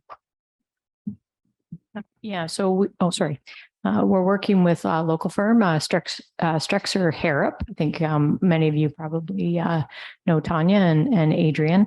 And we're looking at ways that we can look at our own operations, our library services, recreation services, sponsorship programs. Who am I missing? The fire department. We've got a fire association that does fundraising as well. So we're looking at our own ways that we raise money through fundraising or through sponsorship. And then we want to be able to provide to the community kind of a list of programs, grants, different things that they can do to access funding programs, and also some supports to help them, write a proper funding proposal. So it's kind of a toolkit for outside organizations as well. So it's a bit two-pronged, and structures, but we're about halfway through that work right now. And I just want to mention something about the development charges study. It's concerning that the cost is $40,000, which starts nudging to more than 0.5% of taxation. And that it used to be covered by development charges, and Bill 23 would change that. I've had a discussion with our MPP, Dave Smith, about it. And he is saying that if there are any municipalities that are adversely affected, that we should be keeping track, and they will be doing audits. This has to do with not only development charges costs, but development charges in general, and that they will be looking to a way to give back to those municipalities in need. They haven't decided how that will be, whether it would be through OSIF or whatever, but that's the kind of response I've received back. So we should be keeping track of anything that we have to pay for, and we could possibly claim back through the province. Thank you very much for that. Definitely we'll be dealing with the consultant there. They're an industry leader in Ontario and have provided input into Bill 23 to the standing committee and made presentations. I'd heard a similar comment, but it was only with respect to about a dozen municipalities in Ontario, those areas that they had targeted for housing development. And with respect to the actual study itself, we haven't yet received a formal word whether the money that we have collected to date can be used. That's what we anticipate at this point, because it was in the past. And then moving forward, that we would have to consider a different way to fund the development charges study. Yeah, the devil's in the details, and we haven't got those yet. So are we done with this? We're looking at the recommendation that we've received, and it's multi-pronged, as Elaine had said. So I'm looking for someone to move the recommendation. Councillor Boyko, seconded by Councillor Black. All in favor? That is carried. Thank you very much. Elaine? We'll carry on to the next report on the agenda, which is budget impacts. And as I mentioned, there's a few impacts that we typically would report to council at this time, insurance being one of those, and we don't yet have that, which is disappointing. Just to reference the report, it is at a high level. There's a couple of attachments there which provide some key information to council with respect to assessment, how assessment's grown in various wards, and what the true growth number was. So I'll just go through a few factors, funding areas apart from taxation and things like that. So one of the areas we typically look at this time of year is our provincial grants, specifically the unconditional grant, which is the Ontario Municipal Partnership Fund, or UMP. The grant in 2023 is a little over $1.1 million. It's been our practice to use that grant specifically for capital or one-time expenditures, or as mentioned at orientation, to fund our arena deficits on an annual basis. That's an increase of $53,000 over last year, so that's helpful for sure. When the full budget document comes back, there is a separate spreadsheet that just outlines the use of that fund and how it's used throughout the budget, but I consolidated onto one page just so council can see that all in one spot. The other grant, which is on the slide, is the OCF grant. So that's the Ontario Community Investment Fund grant. Last year, we had received notice actually on December the 8th. I inquired with the province earlier this week, hoping that I could present that to council and was advised that it would be released in the fall of 2022. And that fall ends on December 21st. So that may be my early Christmas present, but I'm not really sure. I could provide a dollar value based on last year's, which I would say it's somewhere between the 300,000 to the mid 400,000 level, but they are revamping the program totally in terms of what the basis of their calculation is. So it used to be based on our financial information return. So it used to be based on past numbers. And then the new model, it's based on asset management and replacement values looking ahead. So I don't have any more detail than that at this point in time, but I can say that OCF has traditionally been used here in Selwyn for asset management, the completion of asset management, and then also any community reinvestment specific to that renewal. So we use that to a certain extent on Water Street in terms of some of the road work there. So that's a little bit about the just a couple of the high-level provincial grants, which are either unconditional or quasi-unconditional, if I can use that term. In terms of federal grants, the Community Capacity Rebuilding Fund is really our only stable source of funding for road reconstruction, and that's what we've utilized it for here in Selwyn. It does have a broader ability to be used in other areas, but given the fact that we don't have a lot of other outside sources of funding for roads, this is where we utilized it. The restriction on this fund is that it can only be used for outside contractors or the purchase of outside services. So we can't use that to pay for our own labor or our own equipment. But we, for instance, on a rural road, we could have our own forces doing the road work, using our equipment on the road work. But when we call in the contractor to do the resurfacing, then we can definitely use the fund to pay for those expenses, and we do. So those are two kind of grant areas. We take a look at some other indicators of what we're looking at in terms of inflationary market pressures that we're looking at this year. So CPI, all items at the end of October. So we're looking at Canada 6.9, Ontario is 6.5. And another index that I've included in the last few years is the actual index of the CPP pension. So what I'd looked up on just online the other day was a 6.3%. So it's essentially what and that's the actual pensioners in pension, not the CPP that we would pay as a employer. So definitely what council will hear and what I've heard over the years is seniors are on a fixed income. Yes, they are, but pensions are indexed as well. Right. So there is that small amount that comes in on an annual basis to have regard for inflationary pressures. Can I interrupt Deputy Mayor Black? Through you, Mayor Sanders, just with the federal grants, it's only used for outside service. Do we use the full grant every year? And if we don't, can they go into a reserve, or does it get returned to the feds? No, so it is our practice that we would use as much as we can in the existing year, but if we don't, then we can put it in deferred revenue and then use it. We had in the past paid interest on that internally. The audit team, in terms of dealing with them, because it's a deferred revenue, they've suggested that isn't appropriate, that we pay interest on it. It's just deferred revenue and we need to use it. So this year we probably won't do that. And we'll just use the deferred revenue in the next year. So it's kept in a separate reserve then for the following year, added to the grant for the next year. Okay, that's great. Correct, Thanks.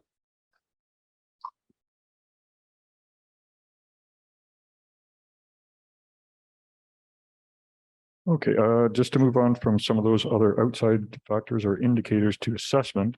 And as I mentioned, there were a couple of reports attached to the council report that council would already have. With respect to impact, the current value assessment is still frozen at the 2016 levels. There were definitely delays due to COVID, but the delay at this point in time is really a provincial policy delay. So the province has just not advised MPAC to go out and implement new CVA figures. So we know that our assessment roll for 2023 is the roll that we've received last week, and that's going to be the roll we're going to use. I would anticipate at this point that probably the 2024 roll is not going to change either unless we receive really early notice in 2023. It doesn't have a specific impact on how we do our business. It does definitely impact on how we calculate rates and things like that. But really our role in finance is the first time we get that new role is to right size it, if you will, and basically adjust the tax rate downward. So if assessment goes up, our rate should come down and we should raise the same amount of money. That should be the starting point. And then we move on from there. With respect to True Growth, though, then that's the funding that comes in through Robert's department in terms of new builds, renovations, things like that. Good news there is that our overall assessment True Growth increased over 1% in 2022, and 0.98% of that is in residential class. And so as one of the attachments that council had shows the large amount of residential assessment and therefore the impact that has here in Sullivan Township for sure. So to take those percentages and turn them into dollars, you go through a calculation just to recalculate the taxes and the tax spend that's available based on the new assessment values, but the old rates. And when we do that, run through a calculation, use those funds in our calculation to say, well, what can we offset existing inflationary pressures?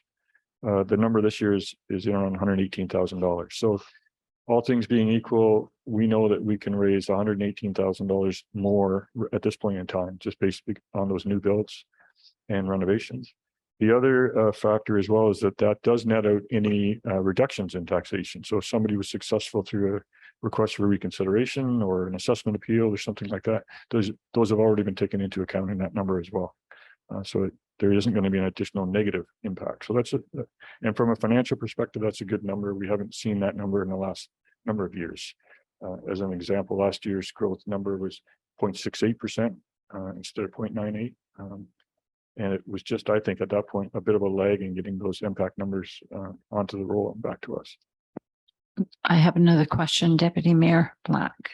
Through you, Mayor Sanders. I'm a numbers person, so I love seeing this, frankly. So the 118,000, what percentage would that be reflected over the budget from last year? Is it 2% increase, or I don't know what the budget is from last year, so. Like how much room does that give us, I guess, this year as far as any increase in costs? Yeah, so I think the number changes annually. I think last year's number is in the $70,000 to $80,000 range would be a 1% tax increase. 1% is 70,000. Yeah.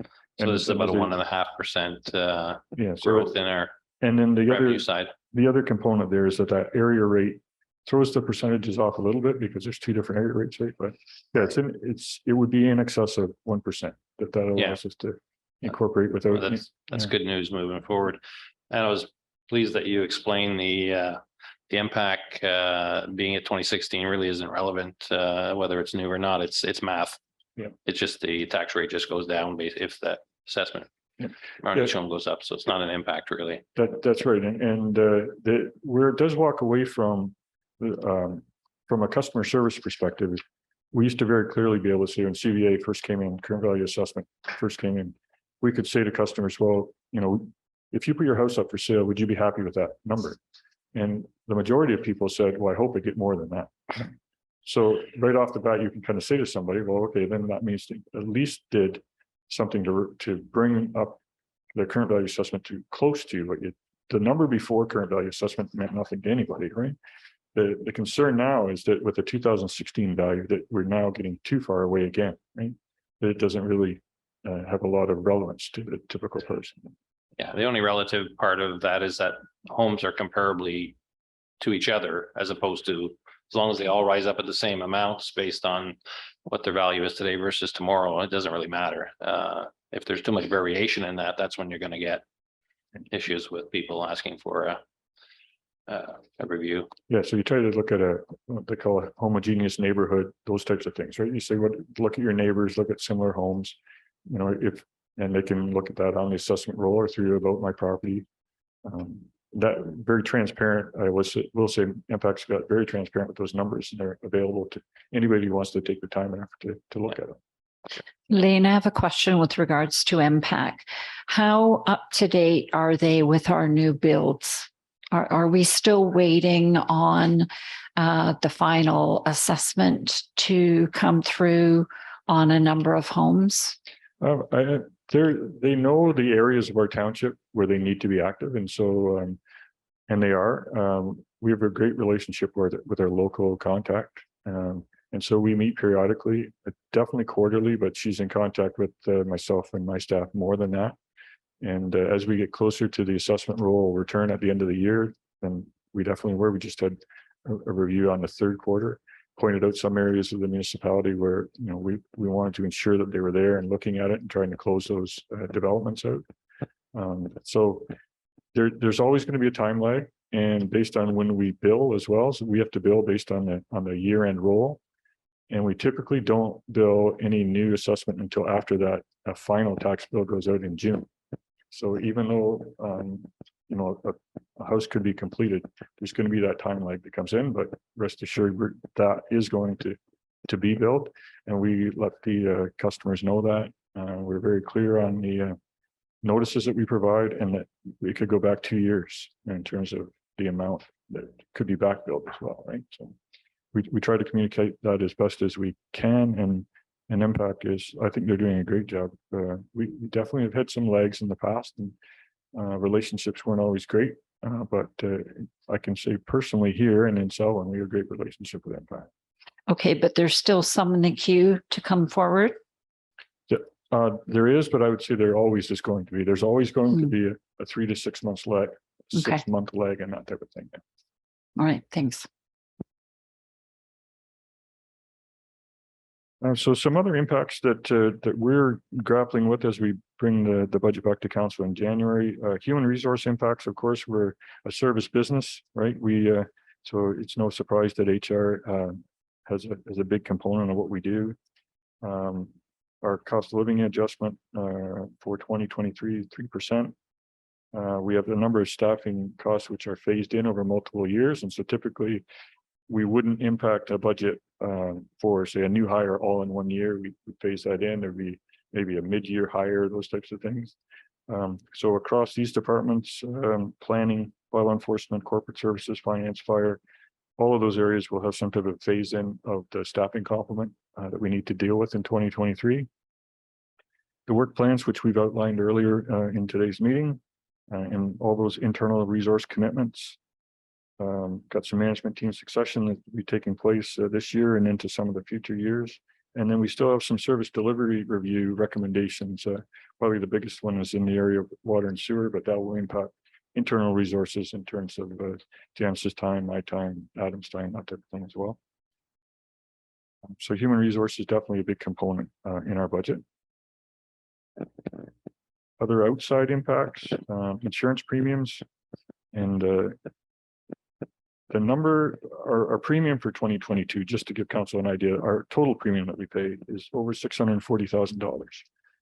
So, you know, a small percentage increase has a significant impact. I think last year's impact was in excess of $100,000 just on the premium increase that we received. The majority of that is in the area of liability, roads, and fleet. So those areas where litigation typically takes place, those are the areas that we're seeing the significant increases. Not as much in areas like water, sewer, property, those types of things, not as much, but it's in those areas of liability and roads and fleet. There's a number of significant legislative changes that we're grappling with. Bill 23 is definitely going to be a game changer with respect to planning, site plans, development charges. There will be a report coming back to council in the new year on that.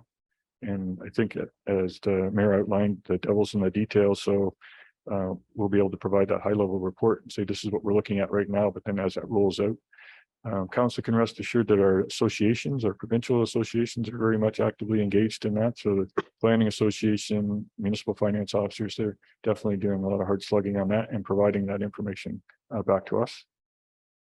OREG 34322 is the firefighter certification regulation, and that one's going to have a very significant impact if it rolls out the way that it's intended at this point in time. So we're monitoring that work. The OLT, or the role of the Ontario Land Tribunal, it's overall, I think it just decreases local decision making. I think that's maybe the best way to say it. As the building community gets a little bit more savvy and understands the role of the OLT and what they can do and what they can't do with respect to site plan, then that decision making just moves farther and farther away from Selwyn. And another area is with respect to waste diversion. So obviously the changes at the county, producer responsibilities as we get into that, and the county recycling depots, which we have one at our landfill site, but they tend to be now more referred to as our recycling depots, not the county's recycling depots. So we'll see where that goes as we roll through 2023. Actually, I have a question for you, Wayne. Asset management plan. We're going to have to be dealing with how to fund that. Are we going to be looking at that next year or the next year? I think that as we go through our updates of the asset management plan, council will start to get a little bit more information as we go on that. So there will definitely be some discussion of funding the plan in the annual update that we'll be bringing forward. We have a chart in the existing plan which speaks to completeness and confidence ratings, and so that's going to be our focus for this year. And then our department, and Kate specifically, is looking at the next stage for 2024, which is facilities and equipment. But as we bring those updates and as we bring the annual updates, we'll start to talk about the funding mechanisms to do it, how we need to start having that debate on service levels.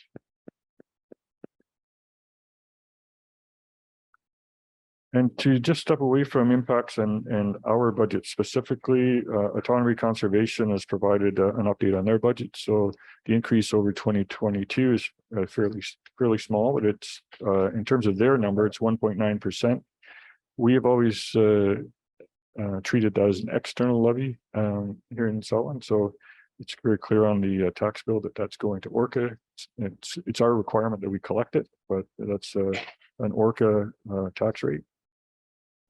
And as I mentioned, we've good relationship with the staff there. They're very, very good at providing additional information if we reach out, and the data that they provide to us, and I think council's received that already through correspondence, very detailed and well done. I have a question from Deputy Mayor Black. Thank you. Through you, Mayor Sennis. So just, I'm on the ORCA board. Our first meeting is next week, so I'm not really familiar with a lot of what goes on there, but is it a statutory board? Is that why it's an external? Or we just want it separated on the tax bill? Yeah, as far as I know, in the county of Peterborough, we're the only one that actually separates it on the tax bill. Yeah. Okay. Yeah. So, and at the very start of the Smith Ennismore Lakefield days, it was just Department 12, and it was just a number that came in. And there were a few years there where that increase started to directly impact our tax rate. Right. So we just thought it was better to be more transparent, pull that out, and not affect our budget. No, I agree with that. People need to see where their dollars are going, and that's a good detail on the bill. So Bill 23, obviously, is going to have some major impact on conservation authorities and what they do and how they do it. So they've already given us a budget increase for next year without really knowing how their role is going to change. They've already given us a 1.9% increase. Yeah, so now Janice might be able to add some comments, but there is a statutory requirement that they provide the budget. They circulate it to us in advance, and all the member municipalities, we have an opportunity to weigh in and say, you know, we don't agree, that type of stuff. So that kind of falling along on that timeline, they've already completed that, met their requirements. But yeah, Bill 23, I would imagine that ORCA will be chatting about that and the impacts. They just didn't know about it at the time that they needed to circulate the budget. So it's just a timing thing more than anything at this point. Yeah, okay. As the new members of the board, you'll be voting on that budget in your first meeting. Great. Yeah, I just, you know, it is a budget, I guess at this point, but I think there's going to be significant changes at Orca and costs related to that will sound like that we're going to be going down. And whatever Orca isn't doing, we're still going to have to provide. So it will be on us. Janice? Yeah, I just wanted to note that you're absolutely right. There are going to be a lot of changes. ARC is already thinking about that. We're thinking about that. And we've already got a meeting scheduled for in January, hopefully, if we can get pull everybody from all the municipalities together just to start talking about that and maybe some strategies in terms of how we're going to deal with it.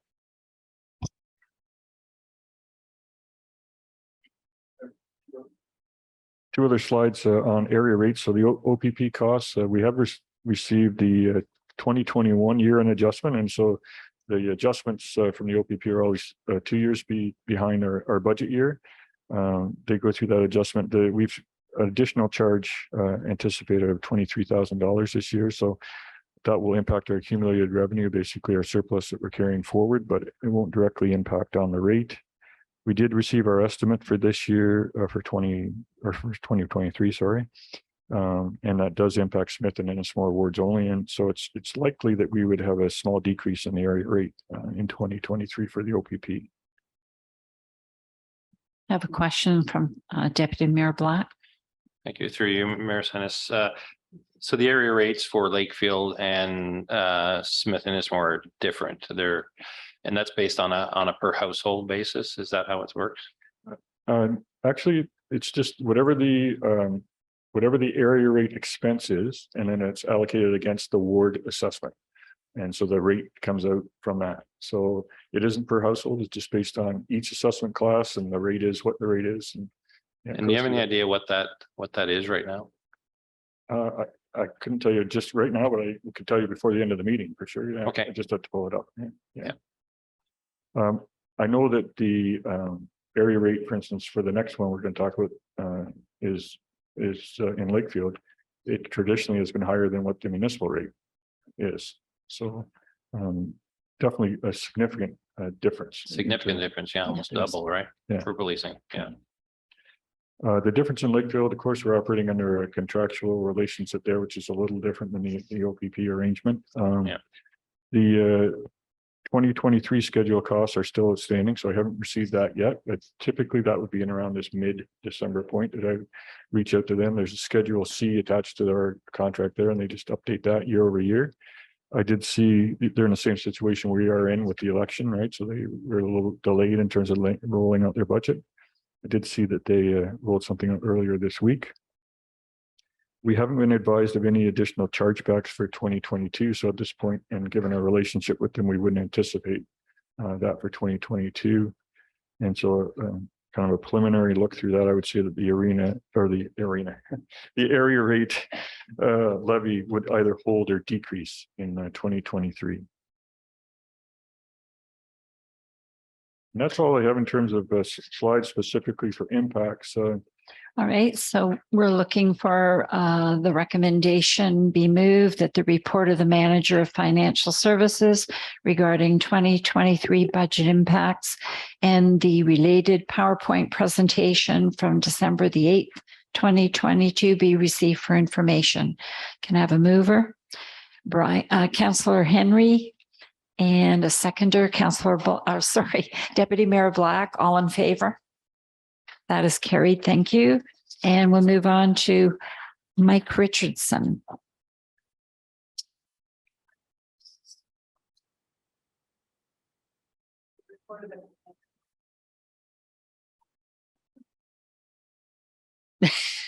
Did we wake you?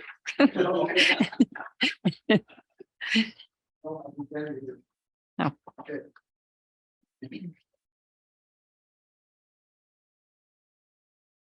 Through you, Madam Mayor. So the report is for the be able to do the work for next year on. Actually, yeah, I don't have a copy in front of me. I apologize. All right, so we will now move on to Mike Richardson to give us his report.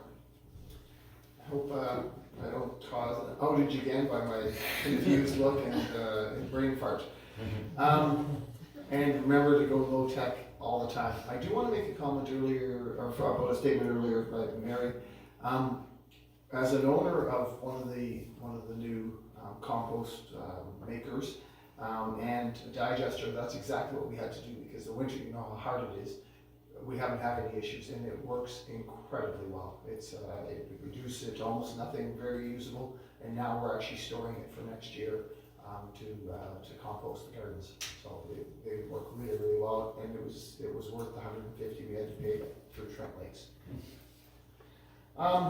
So on this report through you, Madam Mayor, we did a very fulsome review with Orca and staff.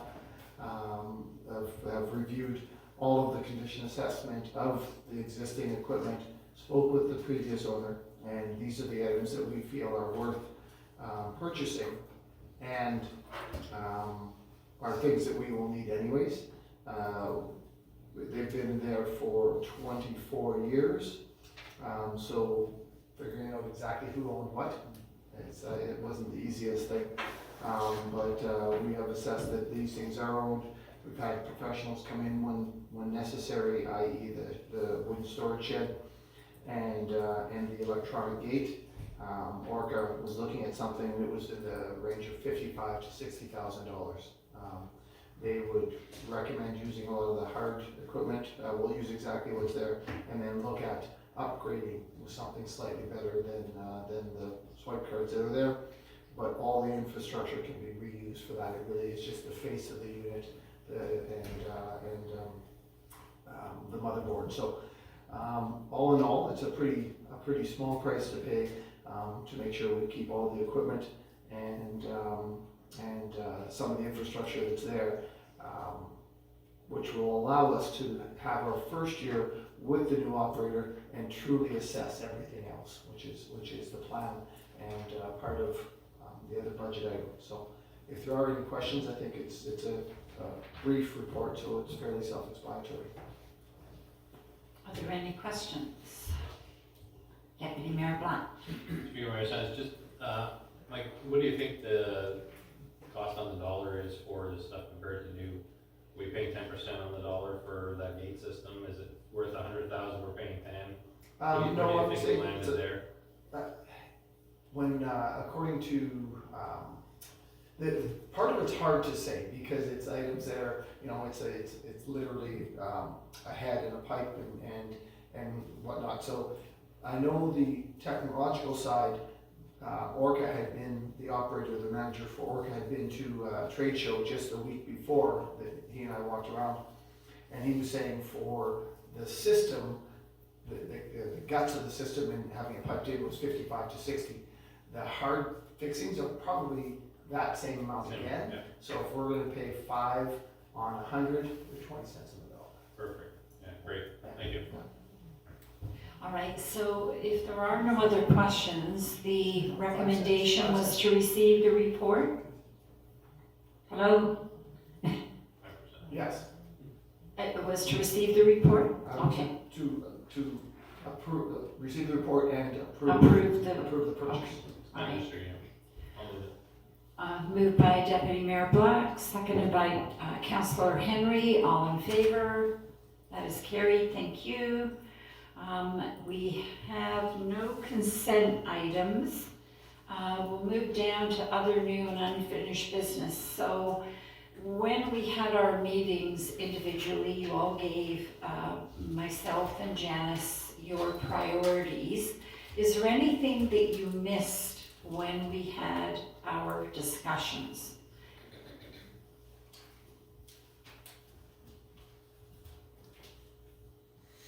Nope.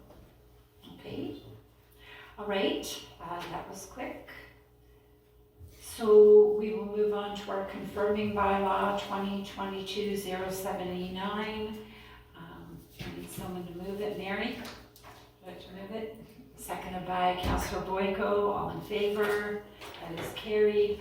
I want to thank Lane and your team and all of the managers for this budget. It's very straightforward. We had new people looking at all of this, and I can't speak for them, but it's always been for me very easy to read and understand. So thank you very much for all your hard work to date, and I know we're looking forward to the operations one. Thank you very much. I need a motion to adjourn. Brian and Ron, all in favor? It's carried. Thank you.